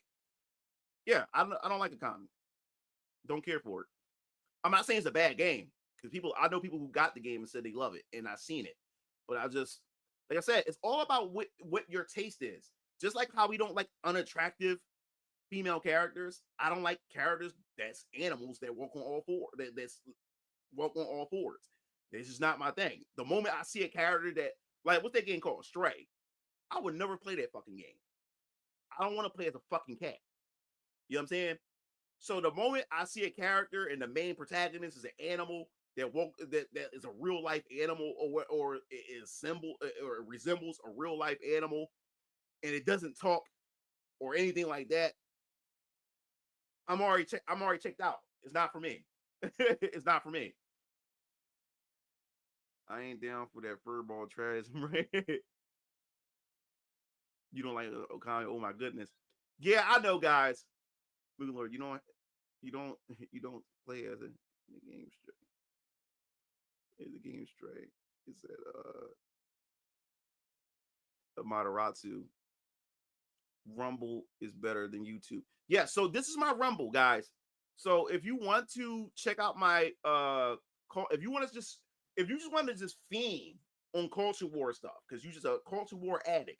If you just want to fiend on that stuff, then here it is. It's on my Rumble. It's on. Damn, I did this like a month ago. Yeah, I re-updated it because, like I said before, us as human beings, we are conditioned to stick to things that we're comfortable with. And there was a lot of people in my community who kept saying that, dude, like we need to fuck you too. We need to go to alternatives like Rumble and Odyssey. I got an Odyssey as well. I didn't update that yet. But there was a lot of people saying that Moogle Lord, man, you got to do Rumble, this, that, and the other. I made the Rumble and no one fucking showed up. No one showed up. So I'm like, what is the point? Like, how y'all going to say that y'all want alternatives? Let's stick it to YouTube, and then when I make the Rumble, no one goes to it. As you can see, I got 7 followers, and I did a video advertising that I had a Rumble. Nobody went to it after people was demanding it. So it's all about the actions rather than what people say. You know what I'm saying? And that's how I see the culture war stuff as well. When it comes to the culture war, people said they just want gaming. They want things to be, back to normal, or they talk about how they want to support independent people or games that give them what they want. And then when you put it in front of their face, or you say, hey guys, there's an independent person doing this. It looks like it's up your alley, this, that, and the third. No one supports it. No one goes and supports it. But everybody keeps saying that they will. But then when you put it in front of them, they don't. It's no different than the woke. It's no different than the modern audience. It's no different than the modern audience, where the people say, hey, we want LGBTQ, we want all this shit in our games. We want, we like woke shit in games. And then when the developers put the woke shit out, the audience is nowhere to be found. It's the same thing with the other side too, where they talk about, hey, we independent this, we need to be doing this, that, and the third. And then when these developers or these independent people show up, no one comes. No one shows up. No one shows up. So when it comes to this culture war, a lot of it too, it's not just these developers, it's not just that, it's also the gamers, it's also the people who claim to want to stand against this too. Everybody's talking rather than walking. No one is walking the walk. Everybody's just talking. You know what I'm saying? A lot of people. App is banned from app stores in my country. Is how I found you. Yeah. So yeah. But yeah, that's how that video was going to blow up, but YouTube stopped it. What separates Rumble from a site like Odyssey? Explain like I'm a 5-year-old. Rumble's about freedom of speech. Rumble's freedom of speech, meaning that you don't like the shit that YouTube give you shit for. Rumble won't do that. Shit, they like you can say words and everything. Now the only problem is that now you have people exploiting that. You know what I'm saying? You have people going on Rumble exploiting that. I mean they go on with the N word, dropping N bombs, saying some of the most craziest things, because hey, we're freedom of speech and stuff like that. But now you're exploiting it. Now you're going crazy with it. So now this is the thing. This is the problem that Rumble's going through. Rumble's starting to crack down on certain things. Then people get mad. Well, I thought you were for freedom of speech or whatever like that. And then people get mad that Rumble don't pay much. How can they pay you? It's if none of the advertisers, because this is the thing. Rumble get advertisers, and they get advertisers who are for freedom of speech. So the advertisers that Rumble get is how they pay content creators. But you don't get paid as much. You get paid, but you don't get paid as much as if you was on YouTube. But how can Rumble pay you if you're going on Rumble and you just saying crazy, you going crazy with it? You're exploiting the whole notion of freedom of speech. And now, even the advertisers that's for freedom of speech, now they're getting hesitant because you're getting crazy with it. You're going crazy with it. So if they're walking away from it, how can Rumble pay you? So now they have to crack down on it. And then you get mad. Then you got content creators getting mad at Rumble for cracking down on certain things, saying, "Oh, I thought you were for freedom of speech." And then at the same sentence, you saying you're not getting paid a lot. But how can they pay you a lot if no advertisers are coming to Rumble because of how crazy y'all going off the charts with it? Oh, thanks for the $5. The Cine support console gaming has been an amazing ride, but ain't going to lie, it's not transferring to the youth. Single player games are dying fast. Yeah, because we have this whole free to play and games as a service. Like this, my daughter's generation, they grew up into Fortnite, Roblox, Minecraft, and all these other type of games where they're community driven games. They ain't growing up in the single player experience and stuff like that. That's why we start to see a lot of companies ditch your single player feature, and then you buy the game. It's just the multiplayer. You go straight into the multiplayer, and you have a point with that, Key. Thanks for the $5. So I wasn't necessarily hyped for Scalebound, but Xbox was in desperate need of exclusives. Yeah, like Scalebound was not a good looking game to me. Donkey Kong 64 was hard as shit. I never beat the game. I had that thick ass strategy guide, everything. Never beat that game. That game was hard as fuck. So do you think Wukong should have gotten Game of the War, a Game of the Year? I like Stellar Blade's gameplay, but it wasn't nominated for Game of the Year. All right, let me tell you something about, and I still haven't finished Stellar Blade yet. And the only reason I haven't finished Stellar Blade yet, because it's a Souls-like game. And I'm not a Souls person, so I'm having a hard time playing through this fucking game. And I know a lot of people call me a scrub, get good, this, that, and the third. So some people, Stellar Blade may not be a challenging game, but for me, it's a challenging game for me. So I'm struggling through the game or whatever, because I'm not a Souls person. I'm not saying they're bad games. I just don't like games that fuck with you like this. That I like to have my experience, sit back and just chill and play the game. Like Stellar Blade, I literally be like, you would think low tier guy is in the room. The way I be losing my shit, the way I be getting bodied in Stellar Blade, like with these bosses and shit like that. Like this game really challenges me. And the only reason why I don't play Souls games, but like I said, to get me to play a certain game, like for instance, Souls games, I don't really play. But when they announced Final Fantasy, the what's it called? The something to Paradise, the Final Fantasy 1 game, Strangers of Paradise. I'm a Final Fantasy guy. I'm a Final Fantasy nut. If you put Final Fantasy if you take a Souls game and put Final Fantasy skin over it, I'm in. I'm gonna give it a try. And plus, it was multiplayer, which I want to do a live stream. I never finished the game because, like I said, I've been so busy and stuff. So I want to do a live stream with my brothers, and you guys can sit down and chill with me while I'll play some Strangers Paradise at some point with my brothers. They can help me beat the game because they beat the game already with their friends, but they're gonna help me beat it with the multiplayer. So if you want me to be a sucker and try a Souls game, put Final Fantasy skin over it. Same way with Stellar Blade. You got a character like Eve. I love my badass femme fatale, attractive female character, or whatever like that. And it has that Bayonetta. It has that near automatic like theme to it. Sign me up. I'll try it. I'll play it. So that's what I'm going through right now as far as Stellar Blade is concerned. Now, as far as the story's interesting. It's not groundbreaking. Do I think it deserved Game of the Year? That's debatable. If I was to choose Wukong over Stellar Blade, I think Wukong will most likely deserve it more than Stellar Blade or whatever. Stellar Blade is a good game. It's not groundbreaking. It's a good game, but it's nothing groundbreaking about it or whatever. But as far as Game of the Year, I think Astrobot, I think it deserved it.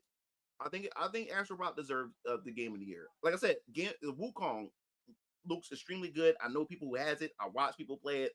and everything like that. I want a physical release of it so I can have a box of it. Um, but despite that, the game looks good. I bet it plays good or whatever.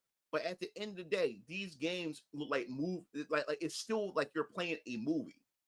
Yes, it has more gameplay than most of these cinematic games, but at the end of the day, like you've seen it before.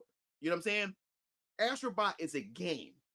Now, you can argue that there's better platformers than Astrobot, but at the end of the day, it's a fucking video game. You get the controller, you get in, you have a good time. It's a celebration of Sony's history on top of that.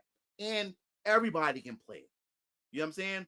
So, to me, I think it was a win to Japanese gaming, especially for Japanese studio for Sony of Japan, like studios and stuff like that. That was a win. I think they needed that. When it comes to Astrobot winning Game of the Year, trying to get people to leave popular platforms is hard as hell. Yeah, kid's right. It's hard to get people to leave these popular platforms. A lot of people cried to me and said, "Movie Lord, you really need to be." Yeah, back to Rumble. Back to Rumble. Back what I was saying about Rumble. Because it goes on to what I was saying. Most people will say they will go, but they lie. Yeah. So to get back to what I was saying, can you stream Stellar Blade so we can watch you lose it?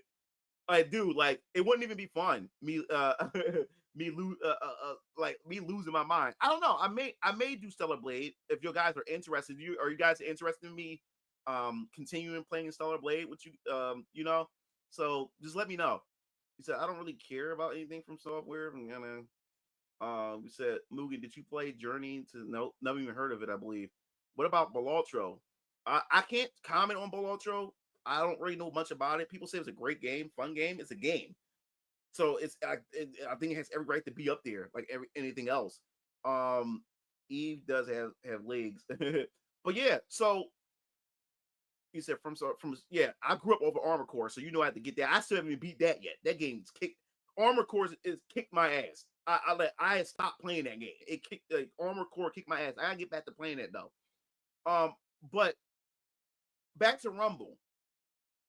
Like you have to understand, like I am a proponent of free speech.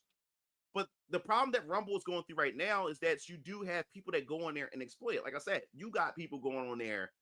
I mean, dropping N bombs. I mean, hard R, a lot, and racist shit, all kinds of stuff.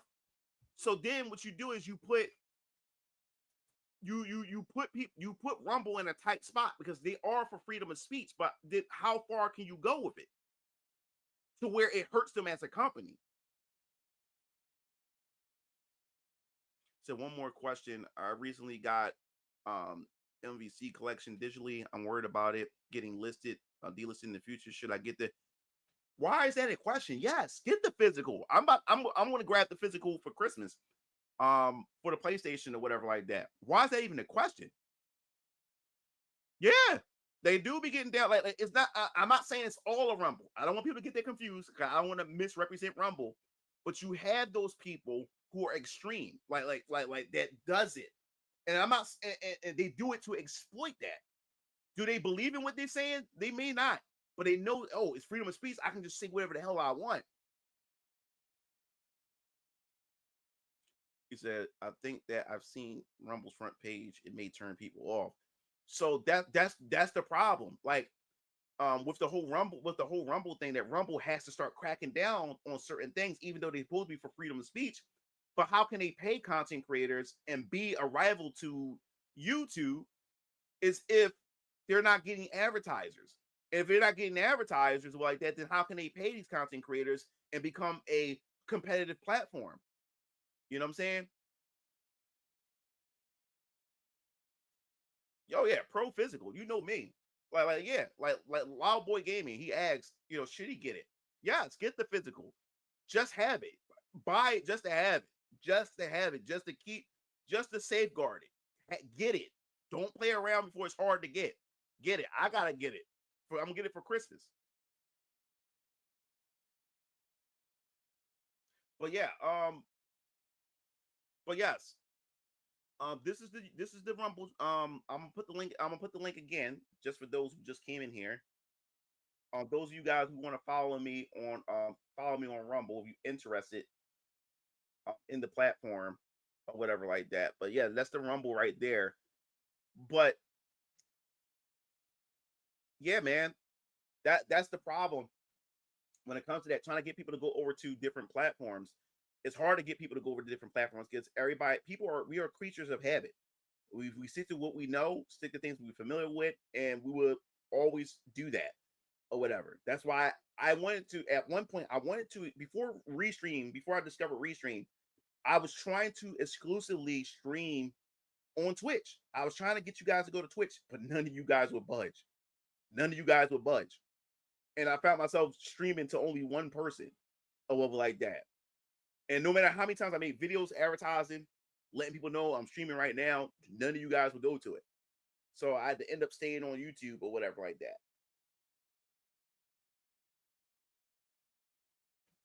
Said, so now what's your thoughts on the new game in development by the creators of Last Guardian and Shadow Colossus? What game was that again? What was the name of the game? Twitch ads are bad. Yeah, so as far as the culture war is concerned in its contents, um yeah guys, it's kind of you're gonna start seeing some changes to my channel. I'm still gonna be covering culture war stuff, but it won't be as frequent because one, it's it's getting stressful. It's getting stressful. I'm a content creator. I'm a creator. I'm a content creator. I love to create. And the whole thing about the culture war thing, like I said, I'm still gonna be covering it on YouTube. Just don't expect frequent ones because um the problem with this whole culture war thing is it gets repetitive. It's repetitive. It's not fun. Me talking after a while, it's not even me fun talking about this stuff. It's not even fun talking about this stuff. But what keeps me going, because I see in the comment sections when new people find me, they always say, "Man, like, thank you. I had no idea this was going on." I'm glad that your voice is speaking loud, and hopefully your voice gets heard to get people aware of this stuff. So it appears that am doing a service to the community by doing this stuff, making people aware because a lot of people didn't know this stuff was going on, and stuff like that. So it feels like it's my duty to um to put that information out there, put that news out there, and stuff like that. So I feel as though it feels like it's my responsibility to do that. Um, but I want to get back to having fun making videos, like fun videos. Like I said, I have a Xeno series retrospective that I wrote a script for, recorded a month ago. So I haven't even edited yet because those retrospectives takes a lot of work. They really do because you had to get a lot of B-roll footage, and I'm covering the entire like Xeno series and stuff like that, and and speculating the future of it and everything like that. So I won't drop it this year. This last month, I'm gonna drop it in January. That's gonna be a video I'm gonna drop in January. Then I'm gonna talk about the Zelda, the Breath of the Wild trilogy, and the future of Zelda, with this whole open world aspect. I'm doing a whole video that's like it's almost like a video essay like style. Um, that script is already done. I've been did that script. I've been recorded it. I just haven't made the video yet. I've been working behind the scenes. I've been making a lot of videos that I haven't even made yet. That's not culture war. They just these videos are take longer to make or whatever like that. So what I'm doing is I'm gonna save it. I'm gonna save it for the New Year's. Hey, what's up? Expectations. It says I guess there should crack down on extreme vocabulary just as long as they don't crack down on topics and limiting words isn't all bad as they encourage people to learn new words. Yeah. Yeah, they don't crack down on topics. It's just how people behave. Like they just some. It's not that's not the entire platform. I don't want to mischaracterize Rumble. But when people want to go to extreme, like there's motherfuckers on Rumble that will go to the extreme because they can, because of the whole freedom of speech thing. Don't worry about it, dog. There's a trillion channels talking about the culture war and doing nothing else. Um, it's from gender design. I think I've seen it. I'm not sure. But yeah, so yeah, I won't. So I'm going back to it. What I enjoy most, just making content and just talking about video games. Well, like I said, there's still gonna be culture war stuff in there, but like how I was putting it out frequently like that. It, like I said, it feels like a job after a while. It's not even fun. It's not even fun because I'm repeating myself. I'm saying the same shit over and over again. That's why a lot of culture war people I don't even watch anymore. I don't watch a lot of culture war YouTubers no more because it's the same content. It's the same. It's the same thumbnails. You always got like somebody got a thumbnail with yellow words. They hate you, or it's the end of them, or woke this, woke that. It's the same form. It's the same form of content. You say like you're saying the same thing over and over and over again. That's not content to me after a while. It's not fun. It's not fun at all. It's just the sad part about it is it's the meta. It's the meta of it. It's the meta of it. And that's what people are gravitating towards. People love negativity. And I learned that because I like I said before, when I don't talk about culture war stuff, most people don't even care to watch my videos. Most people don't. Like, like it would take a couple days just to hit 1,000 views. It would take a couple days. But if I talk about some culture war shit, I can get 2 to 3,000 views in one day. And then depending on the topic or how spicy and hot the topic is, I can get 5 to almost 10K views in one day. Depends. But when I just talk about what games that I like or a game to look out for or when I'm highlighting an indie game, people don't show up for it. It'll probably get 400 views and stuff like that. So it goes to show too, um, it's not just the industry or the industry itself at fault. It's also the viewers itself at fault. You know what I'm saying? Like no one people just feed into the negativity and stuff like that.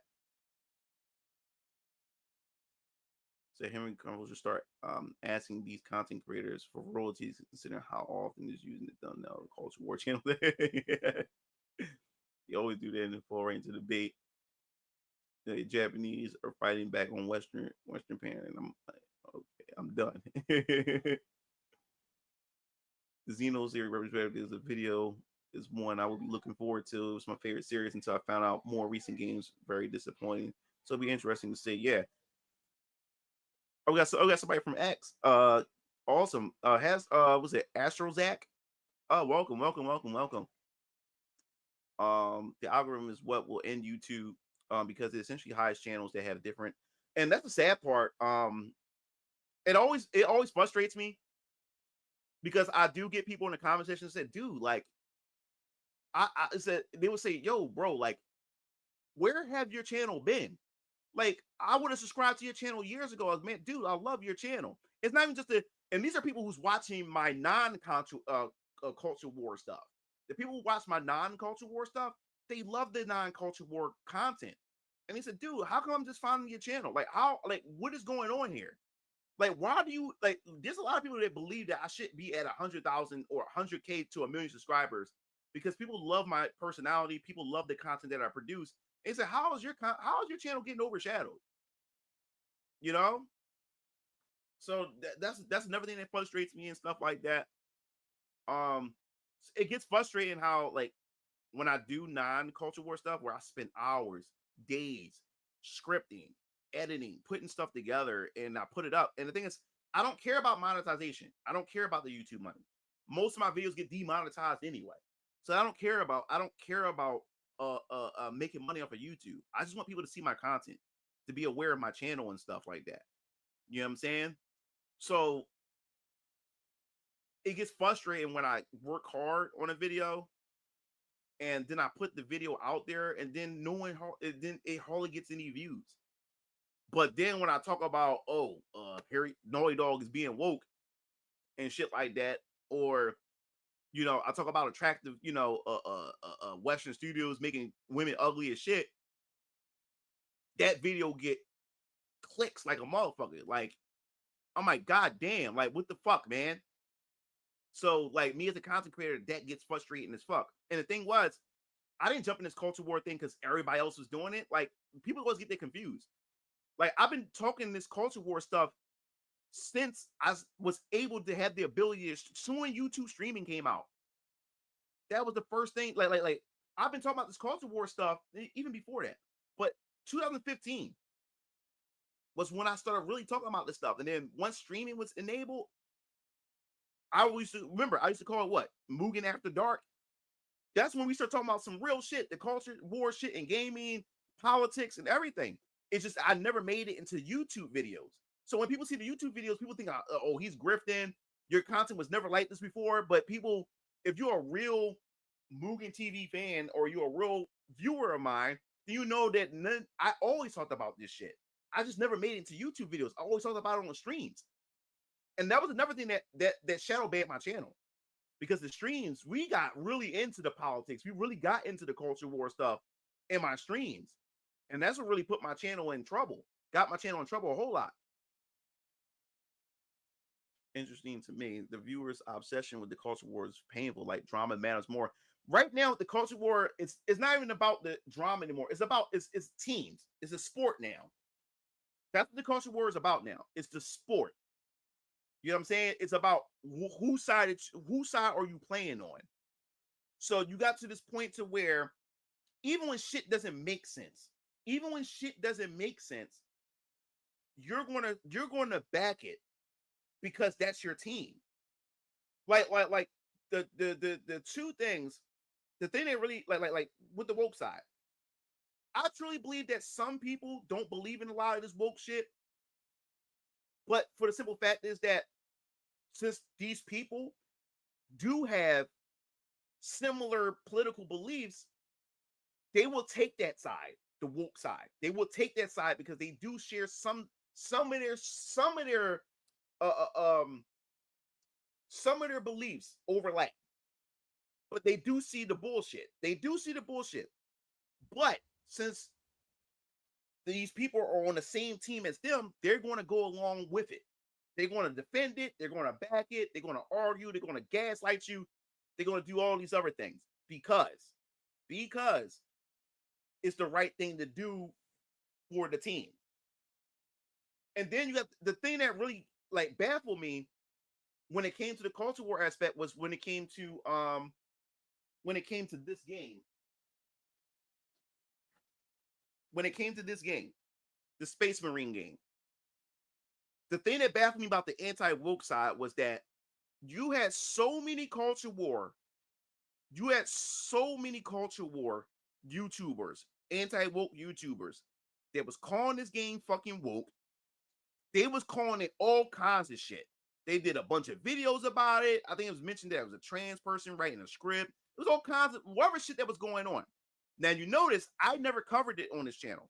The reason why I never covered this game on this channel and the drama that was around it was because one, and the reason why you won't see me cover Witcher as well, Witcher 4 situation, one, there's a lot of history behind Warhammer. Now, the thing is, when it comes to Warhammer, there is so much lore. This fan base is so huge.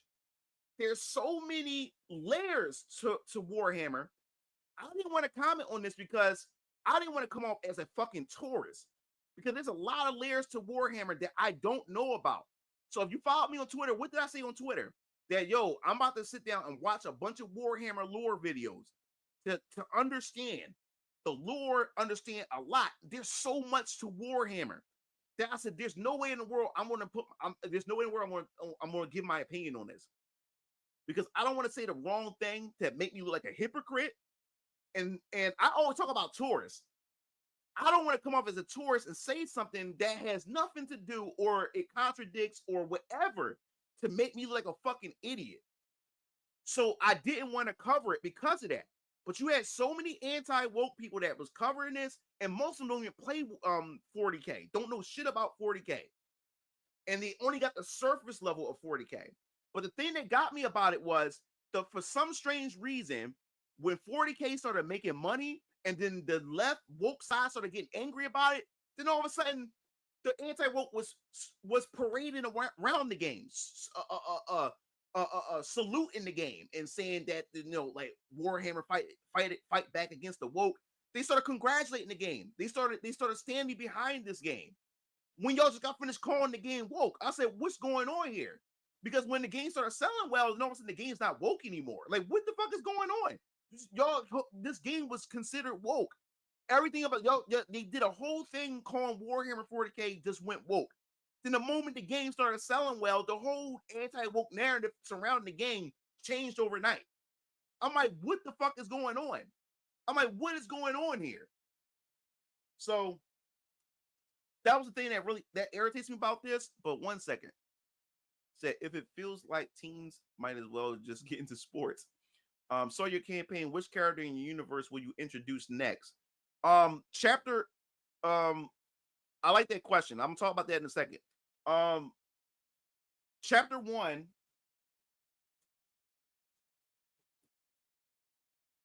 Chapter 1 is going to focus on Hezekiah. Hezekiah is in this book.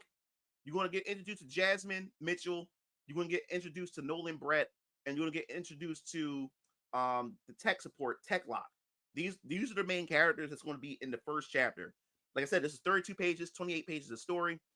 You won't see Isaiah Draben, and you won't see Caleb Draben. You won't see Varian into chapter 2. You won't see a bunch of new. Chapter 2 is going to be a thicker book. Now, a lot of people said, man, why is it only 32 pages? The reason why it's 32 pages is because my pockets said I'm only able to afford 32 pages for now. That's why I was only able to start with 32 pages, because that's what I was only able to afford for right now. So what I'm saying is chapter 2 is going to be a beefier book. It's going to have a lot of world building. It's going to introduce a shit ton of characters, because there's more characters I haven't revealed yet. You don't just got Hezekiah and the Draven brothers. You don't just got Varian. You got a group. There's like I said, there's a group called the Retributes. The Retributes is pretty much a secret operative group that's working behind the scenes, that's trying to, solve this mystery that's going on within Neo-Delphia itself. Because Varian Keller, the man, which is called Varian Keller Vampire Killers, Varian, like I said, right now what's going on is Varian used to be part of a group called the Enigma Unit. So what happened was he's pretty much an agent of this organization called Third Echelon, which I won't explain it. You'll find out in chapter 2 as we start breaking down what Third Echelon is. Now, what happened was this was pretty much a world-shattering event that was supposed to take place. So Third Echelon, Matt Hagen, or not Matt Hagen. I mean Hagen Ryder. Hagen Ryder, the director of Third Echelon, had put a group together called the Enigma Unit. It was Varian, Dread Dealer, Moira Lance, Nightcoat, and Weapon Wolf. 5 characters. They were sent out to stop this group called the ESEF Axiom. Now I won't explain what this organization is. They went out there, they stopped them. Mission complete, mission done. This is backstory. This is backstory. This is not the present story of VK, but it's just giving you backstory. So essentially, what happens is once they completed the mission or whatever like that, and I ain't gonna go through the whole thing. Hagen Ryder had split up the team, Varian and all of them, and sent them to different branches of Third Echelon in different parts of the United States or whatever like that. Not the United States, but the Freedom States of America and stuff, and Guardian States of America, whatever. So what happened was Dread Dealer, he ends up going under an investigation because something wasn't going right within the organization. He stumbled upon something that looked kind of sketchy. So as he started doing the investigations, he started finding out more and more things is going on behind the scenes that isn't right. So he's going on this secret mission that Third Echelon doesn't know about, the Church of Elohim doesn't know about, and this, that, and the third. As he started getting closer or whatever like that, he ends up contacting Varian. Dread Dealer contacts Varian and tells Varian that, yo, something's about to be unleashed upon Neo-Delphia. And I'm in the midst of finding out what it is. But I also want to let you know that my time is running out, because he knows that somebody's after him. Dread Dealer knows he's going to die. because now he's getting too close to whatever it is. So he pretty much left some information. He pretty much created a dead man switch. So if something was to happen to him, Varian can pretty much pick up the work. So pretty much in VK, you're going to get this story to where you're going to have Varian investigating his friend's Dread Dealer's, death, trying to find out who killed Dread Dealer while unraveling what the fuck is going on in Neo-Delphia, which is going to get fucking nutty. On his quest to find out what was going on as he's following, because he left encrypted information. So as he's getting this stuff decrypted and everything like that, is leading him to all these different locations that Dread Dealer was going through and investigating and stuff, and which led him to the Penn Institute laboratory. When he gets to the Penn Institute laboratory, there's dead bodies everywhere, blood everywhere. When he gets there, he finds the Draven brothers. They in the laboratory. They wearing lab clothes, like lab testing clothes and stuff like that, but blood everywhere, blood all over them and stuff. Something tragic happened here, or whatever like that. So he ends up taking them, and he ends up recruiting them or whatever like that. Now we found out that there's the Hezekiah Draven and the Draven brothers wants to get revenge on this vampire, which you've seen in what he mentioned in the trailer, named Alan Fleck. Alan Fleck was someone who killed Hezekiah and the Draven brothers' mentors, named Lionel and Rosalie. They were the two scientists that was there. He killed them. Why did he kill them? You want to find out why he killed them and stuff like that. So Hezekiah wants to get revenge and go after Alan Fleck, who Shadow World called the Flamebringer, or stuff like that. You'll find out his abilities and stuff like that later. So pretty much in this book, it's picking up where he's going off to find Alan Fleck or whatever like that. And he's going off the beating path because Varian left some specific details on a mission, sent them out on a mission, the brothers.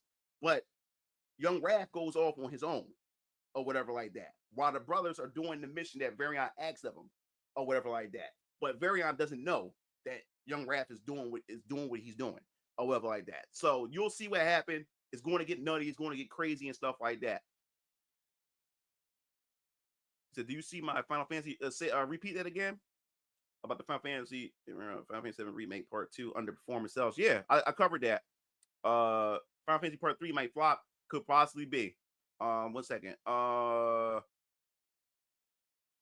He said, wasn't interested in Warhammer, but I knew people was going to eat up Space Marines because this game is the game that people wanted to play. Space Marine, yeah, it did good. Anti-woke, just xenophobic as far as both of them can't get lost. So Warhammer, I used to play. So yeah, so now, but it's the thing. But people were talking about the book of The Witcher. They were saying that females can't be Witchers because of the test, the trials that they go through. And they were saying that only 70% of males, 70% of males don't even make it as a Witcher. And plus you have to be younger or something like that. You have to pass all these different, so they're saying women can't be Witchers because of the lore that was set in place. There's no, even though she's supposed to be the child of this special type of girl and stuff like that, they say even despite that, they were saying that there's no way she can be a Witcher. But they're saying that she's unique to herself. She don't need to be a Witcher because of how unique she is. So they're saying that they're going against the very lore that was established. That's why people's upset. Now, as I said before, the reason why I won't comment on, I'm telling you what people are saying that read the book and stuff like that. It's the reason why I won't talk about The Witcher 4, because there is so much lore, so much rich history, and there's a dedicated fan base, a cult fan base behind it. And I don't want to disrespect anybody by saying shit that I do not know what the fuck I'm talking about. So I do not want to look like a tourist when it comes to series like Warhammer, and when it comes to shit like the Witcher. That's why I won't talk about it, because I end up becoming the exact people that I'm talking about, which is tourists and shit like that. So I won't even touch that. I won't even comment on it. I won't even touch it because I would have to do a bunch of research into it. That means I will have to get some knowledge on the books, the knowledge on this, so I can sound educated talking about this stuff. And when it comes to that, Witcher, that is a big task, which is why you won't see me talk about it. I'll give some, they swallow their pride and they're wrong. Let me get my money right, and I'll support VK. Thanks, man. I appreciate it. I appreciate it. As a reminder, my Kickstarter, I'll put this here again. As a reminder, I'll put it in the comment section. My Kickstarter is right here. You can go to it. Hit that notification bell if you want to show some support. The Kickstarter is only going to last for a month. It's only going to last throughout the month of January. No, January is going to go from January 6th to February. Yeah, to February 6th, or I pushed it to the 10th of February. So yeah, it's going to be from January 6th to February 10th. This campaign. Yeah, so that's why I will not comment. I would not comment on The Witcher. That's why I didn't bother to do a video on Warhammer, because I did not want to come off. I did not want to come off as a. Yeah, I did not want to come off as a tourist. I did not want to do that. And being a Witcher is more than a curse than a blessing. You'll be discriminated the rest of your life. Can't have kids.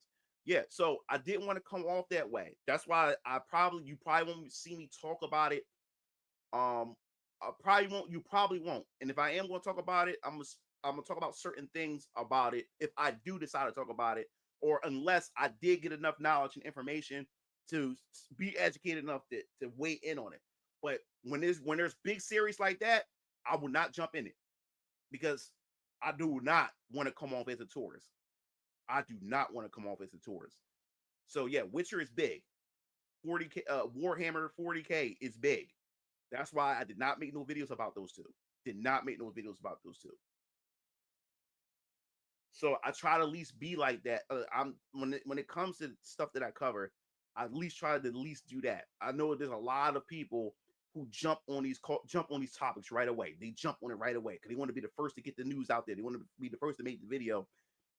That's why some people get mad at me, like, yo, why are you late with this? I'm like, because I take my time with my content. And plus, I like to wait until more information come out so I can give you everything into one video. You know what I'm saying? That's another reason why I don't just jump on I gotta get this culture war video out. I gotta get it out. I gotta get it out right away as the news first comes out. So that's the thing about me. I don't like doing that. And plus, I don't have time to jump on everything that comes out first. I'm a 3D hentai animator who got a big community that I make content for. I make money doing that. Then I'm a full-time dad. I got daddy duties and stuff. And then on top of that, I am a YouTuber, you know? And then the thing that takes up most of my time now is Venus Orion Comics, which I love that time. I love that time. I love that time being taken up. I work on Venus Orion Comics all day. You know what I'm saying? I'm always working on something. I'm working on new stories. I'm crafting characters. I'm crafting the world itself of the Venus Orion Comics universe and stuff like that. That's all I work on. I enjoy that. And plus, now that we're getting close to the launch of Venus Orion Comics and VK, the comic series and stuff like that, I'm even more busy. I still got trailers to show you regarding Venus Orion Comics and VK itself that I can't show you yet. And I'm super excited, but you have to wait until the campaign where I start showing off a lot more other stuff to show off to you guys. But yeah, I don't have time. Like, I don't have time to jump on everything, because I literally had people in the conversations frustrated with me, like, dude, what the fuck are you doing? Like, you always fucking late. I mean, I had niggas cussing me out. That you always fucking late. Like, you always late to the news and together. Like, dude, what are you doing and stuff like that? Like, like dudes like fiending for content, like fiending for it and shit like that, cussing me the fuck out and everything. You know what I'm saying? But I got other things to do. Like, when I have to start chasing content as it come out, then it's a job. It's not even fun to me no more. Then YouTube is a fucking job. You know? I respect that. Better to be informed than rushing for a quick buck. Yeah. So that's how a lot of the cultural warriors make themselves look like jackasses, speaking on something without verifiable cold hard facts. Yeah. So I don't want to fall into that trap. I think that I don't want people to call into question of my integrity. You know what I'm saying? Like, my character, my integrity is always more important than anything else. Even if everything falls to shit, at least I have my integrity and my character and stuff like that. So I try my best. I'm not perfect, but I try my best. I try my best to hold on to my principles and stuff like that. That's what I try to do. I do. That's why I always try to look into things. I don't jump on everything that comes out and stuff like that just to be the first to get it out there and everything. But yeah, man. As far as that's concerned, that's just how it is and stuff. But yeah, if you guys, as I said before, if you haven't seen, I guess we can do that real quick. Um, for those who didn't see it, those who are still new to all this. One second, guys. Show. Yeah, 1 second. All right, these are comments. All right, cool. All right, so those of you guys who didn't see it yet,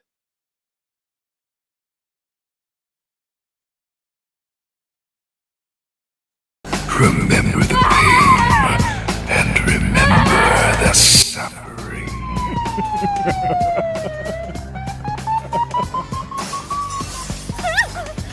He just tried to kill me and now his severed head is on my floor! Jasmine, get the hell out of there right now. Well, am I right, vampire? Damn it. Looks like the police are heading in your direction. Everyone around you will pay the ultimate price. Only then will you become the man I remember. Hezekiah Driven.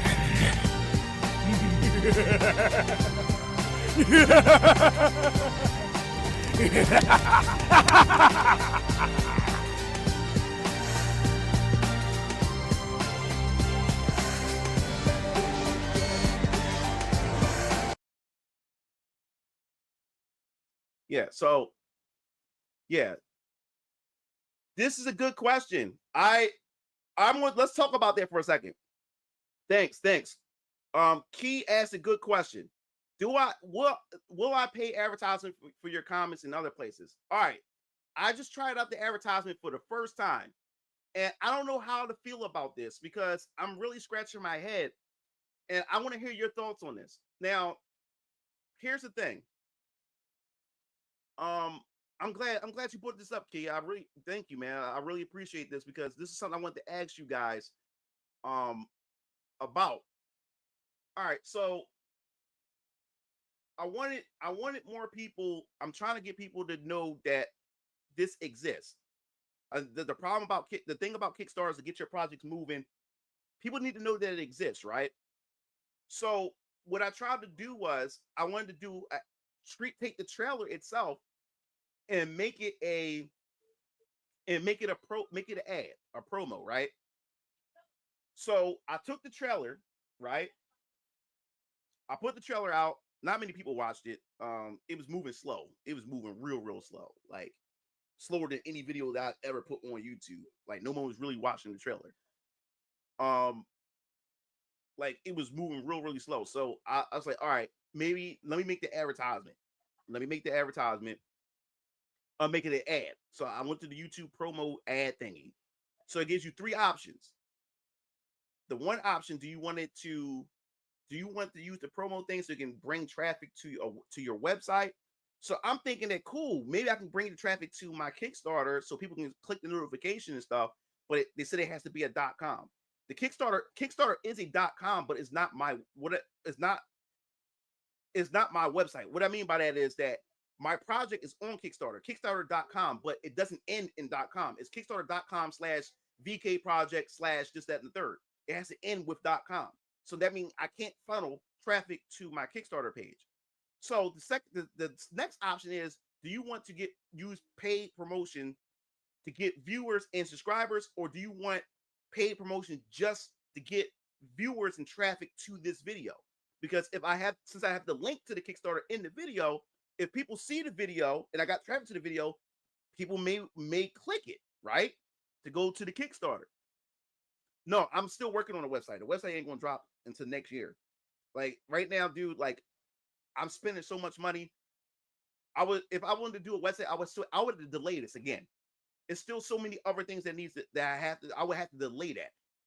And it's still not going to bring me to my kick. I need to go to a Kickstarter.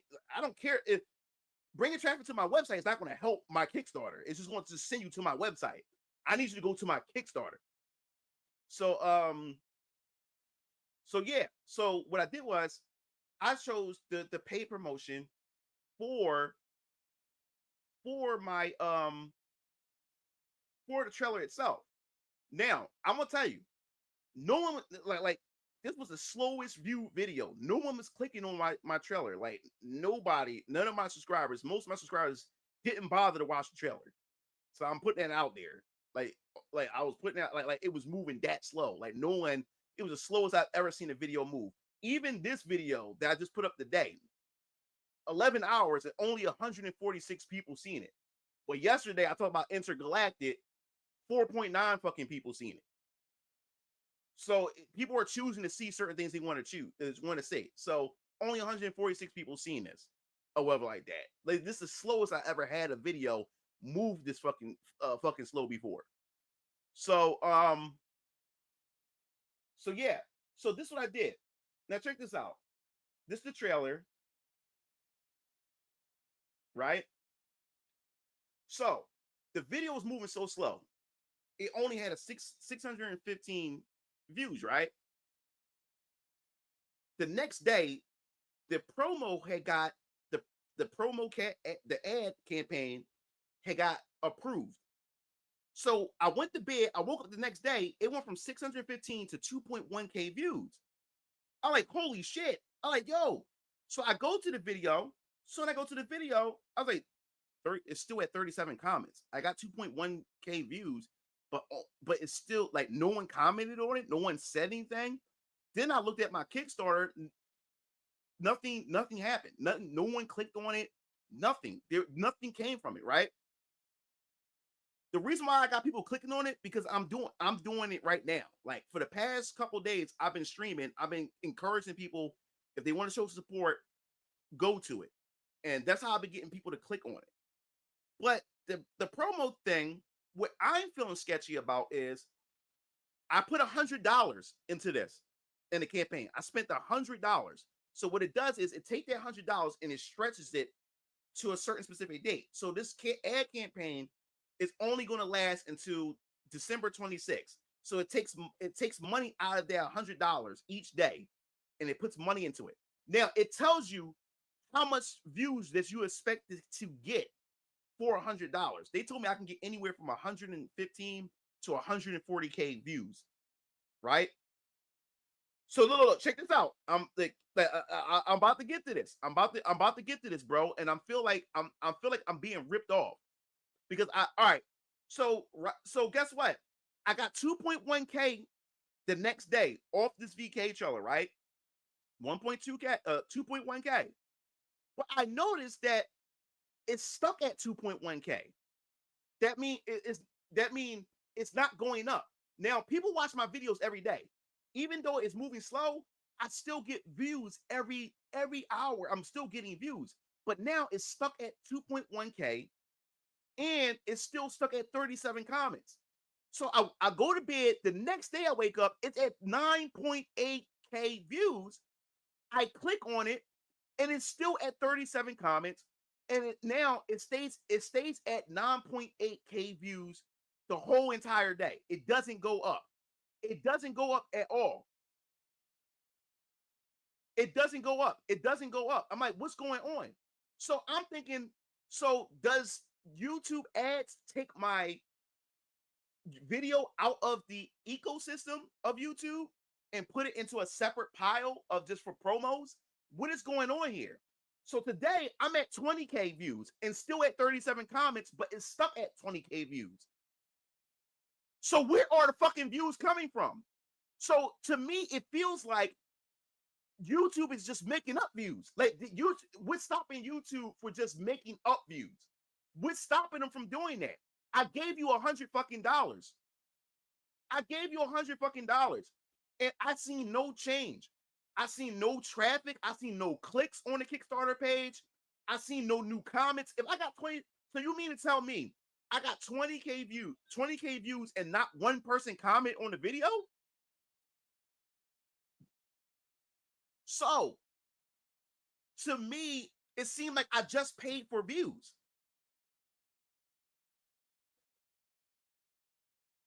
So I'll look into the Google ads. I'll look into that and see what's up with that. But this whole YouTube thing feels like a ripoff to me, because tomorrow I'm going to jump up again. So can you imagine if I would have picked the other option, which is say, are you looking to get subscribers and views for this from this video?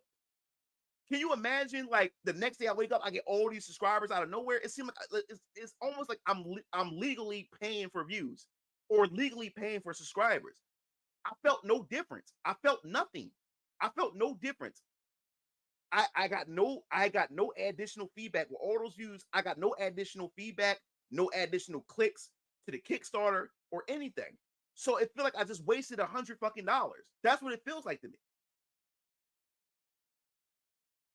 So at this point, I'm saying to myself, I'm never going to use this ever again, this YouTube ad thing, because to me it seemed like I had a better chance.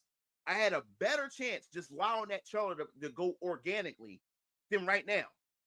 This video just sitting here, it's collecting no views, so I won't see the next bump in views until tomorrow.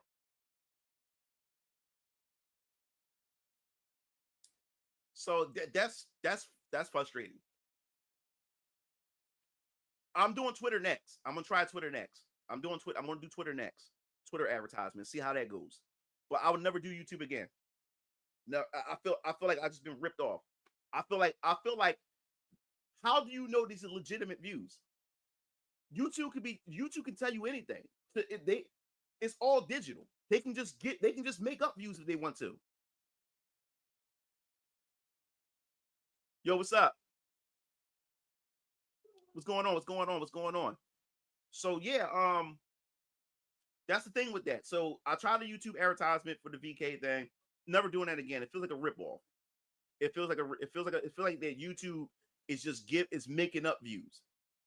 Like I went from 21K, I went from 2.1K, the next day 9.8K to the trailer, and then now 20K, and yet I seen no feedback, no additional content, comments, and no traffic going towards the Kickstarter.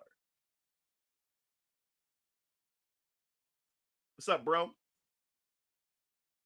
So yeah, YouTube advertisement is next. Do you want to reach everyone or just mainly gamers and comic enthusiasts?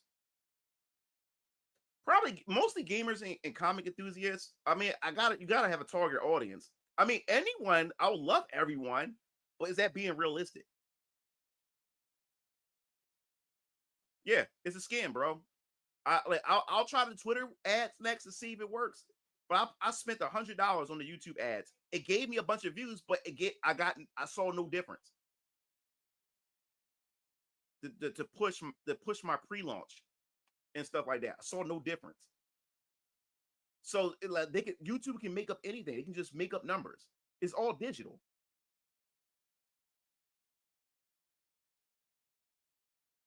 Oh, I never tried that. I'll give that a try. But just like I said, oh, he said, might as well pay $100 to Amaranth. Mine as well. I gave Amaranth $100 if that was the case. That's how ripped off I felt from YouTube for paying for this $100 in ads. He said, "You might." The toy collecting scene is huge. If you can do, all right. So this is the thing I wanted to talk about with you guys as far as the campaign is concerned. I have stretch goals. If we reach a certain amount, I'm gonna add more rewards. But there's two big rewards. That I want to do. If there's a big goal. The first goal, if we reach 50K, if we reach 50K,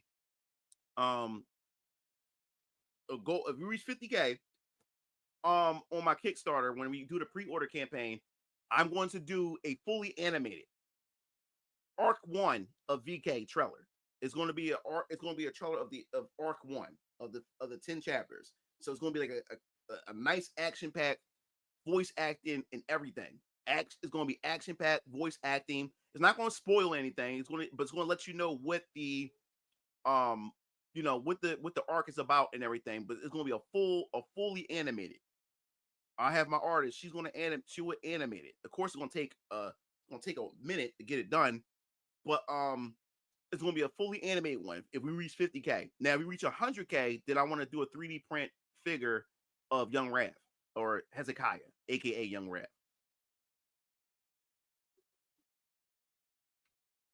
Can you afford making an anime? Hell no. You know how much it costs to make a 1 minute and 30-second animated trailer? Dude, for some that's $5,000 to make only 1 minute and 37 seconds. $5,000 for some, depending on the animator. So can you imagine making 20 minutes or 30-minute animated episode? So hell no, I can't afford that. But in order for that to be a reality, everybody has to come out and show some support. Like that's all I can say. I can't really say much more because there's a lot of people keep asking, like, man, I want to see this, I want to see that. I said, well, the only way you're able to see this and that, you guys got to show up for the first campaign because this opens up the universe. This is what kicks VK. VK is what kicks off the universe. So you have to come through, show some support because while y'all pre-ordering this, me and my artists are working on chapter 2 of VK. We'll be working on chapter 2. All 10 chapters are done. The scripts, everything. All 10 chapters are done. It's all written. Everything is done. It's just paying money to get this stuff done. This shit is expensive. You say I'm going to hard to convert brands they don't know. I find that the current youth is easier to reach because they aren't set in their ways. They're easier to convert. Yeah. So, selling a new brand is hard. Being independent, trying to convince people to try something new is hard on itself. That's why you have to pitch. You have to convince people because despite everybody keep calling shit woke, despite everybody keep complaining about the current state of things, people will still spend $70 on the shit they call woke. But then when you show them something new, they ain't going to take that chance. They're not going to take their chance. You have to convince them to take that chance. Even though something may be woke or they hate what's going on with that game, they're still familiar with that game and still drop $70 on that game. But if you offer them something that's completely different and new, or they've never heard of it before, they're not going to risk that money. It's not, like anime production is not cheap. None of this shit is cheap, bro. That's why I said before, this is only 32 pages because that's what my pockets were able to afford. But the next chapter is going to be more pages. It may be 42, 52 pages, or even 62. Not sure yet, but it's going to have more pages. And the whole point of the campaign, the money I earn is to pay to print up the books to send out to you guys. And it's also to cover shipping costs. And then the money that's left over goes back into Venus Orion Comics. And then it will take the stress off of my fucking pockets and it will be able to finance these books. So depending, if the first campaign ends up being big, oh boy, get ready. Because I'm gonna be greenlighting a lot of books at once. While chapter 2 is being drawn up, I'm already gonna be getting Ultra Squad X chapter 1 and Siona chapter 1. I'll be finding artists for those books and start getting ready for that. But that only depends on how big this campaign ends up becoming. That's all it depends on. Now, if it ends up being mediocre, the outcome, then guess what? It got to come back out of my pocket again, which means you're going to be waiting for some time for chapter 2. This is how it is. This is how it is.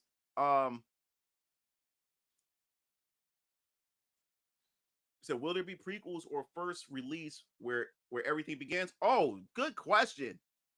I already got prequels already set up. But they won't come out until no time soon. Until you know more about the characters and stuff, there will be prequels. Like I said, man, Hezekiah got so much shit. Hezekiah Draven, there's so much shit about his character. There's so much shit about Varian himself.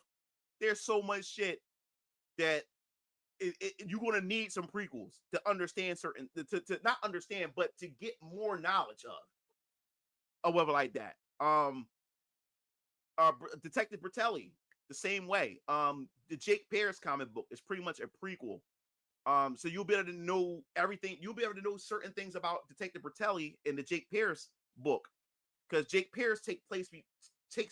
His book takes place 2 years before the events of VK takes place. Even though they're not connected to each other, but characters, they share the same. Some of the characters from Jake Pierce ends up showing up in VK. So you get a chance to understand how certain things connect, or certain characters and how they started and how they are in VK and stuff like that. Appreciate it, bro. Appreciate it. So you have to go out there and make people buy your stuff. Yeah. So I'm doing I have to do guerrilla marketing. I don't have Eric July money. I don't have Corey Kenshin money.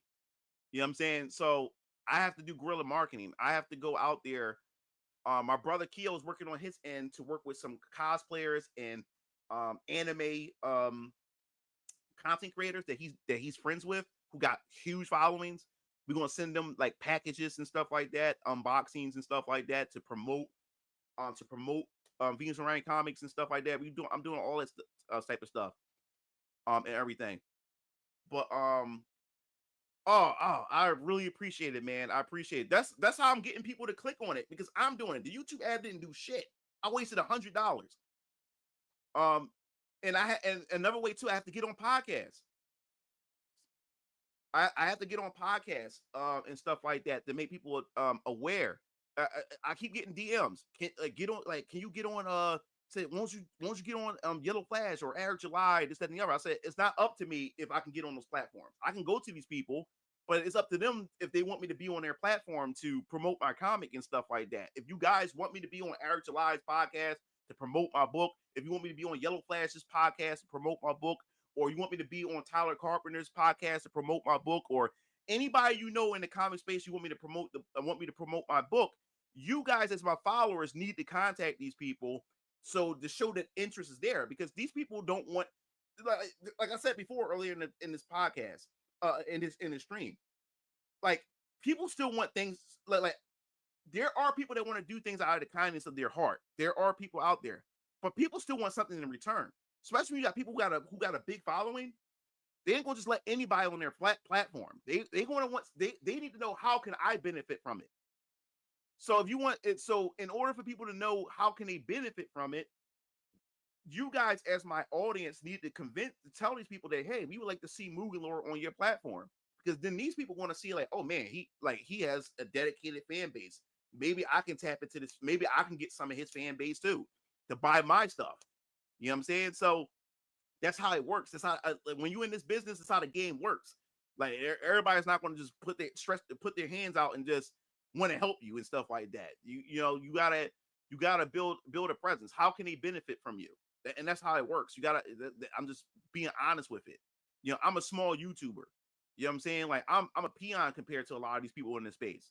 Like what is the benefit of how can they benefit by having me on their platform? That's just how it works. Like people's not going to just do shit for you or out of the kindness of their heart. You know what I'm saying? It's just how it works when you got people who's on a higher tier than you. You know what I'm saying? So if y'all want to see me on these platforms, then y'all guys got to go out there and make it known. This is how it works. So on my end, I'm going to just be grinding hard and just guerrilla marketing. I'm going to just try to hit podcasts that people are coming to me, because most of the podcasts that I got on, like Swag, like Master Swag King, he invited me on his platform. He came to me. Leon, Cassie Cage, LG, Renown. These are the people that invited me on their platform. They came to me or like that. And of course, I like, hey, I like to get on and talk to you guys, and I end up making new friends and stuff like that. So, but when it comes to the big players, They ain't gonna come to you. And then it's all about, even if I do go to them, will they respond to me? You know what I'm saying? And that's where that comes in too. Like, will they respond to me?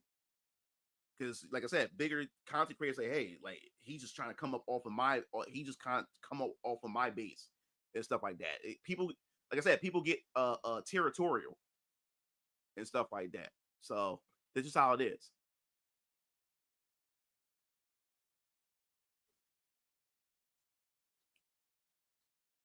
So yeah, but yeah, man, that's essentially it for this stream tonight. I had a good stream. I'll be streaming again on Friday, and I'll be streaming again on Saturday. Saturday's gonna be a fun stream. Saturday is gonna be a stream where I'm gonna be talking about how I would have did Final Fantasy VII Remake, and I'm gonna put together my version of Final Fantasy VII Remake, and I'm gonna invite somebody. I'm gonna try to invite a guest on stream too, because this individual is also is disappointed with Final Fantasy VII and stuff like that remake as well. So I'll have him on and we'll talk about it as well. So that's pretty much it for this stream and everything. So I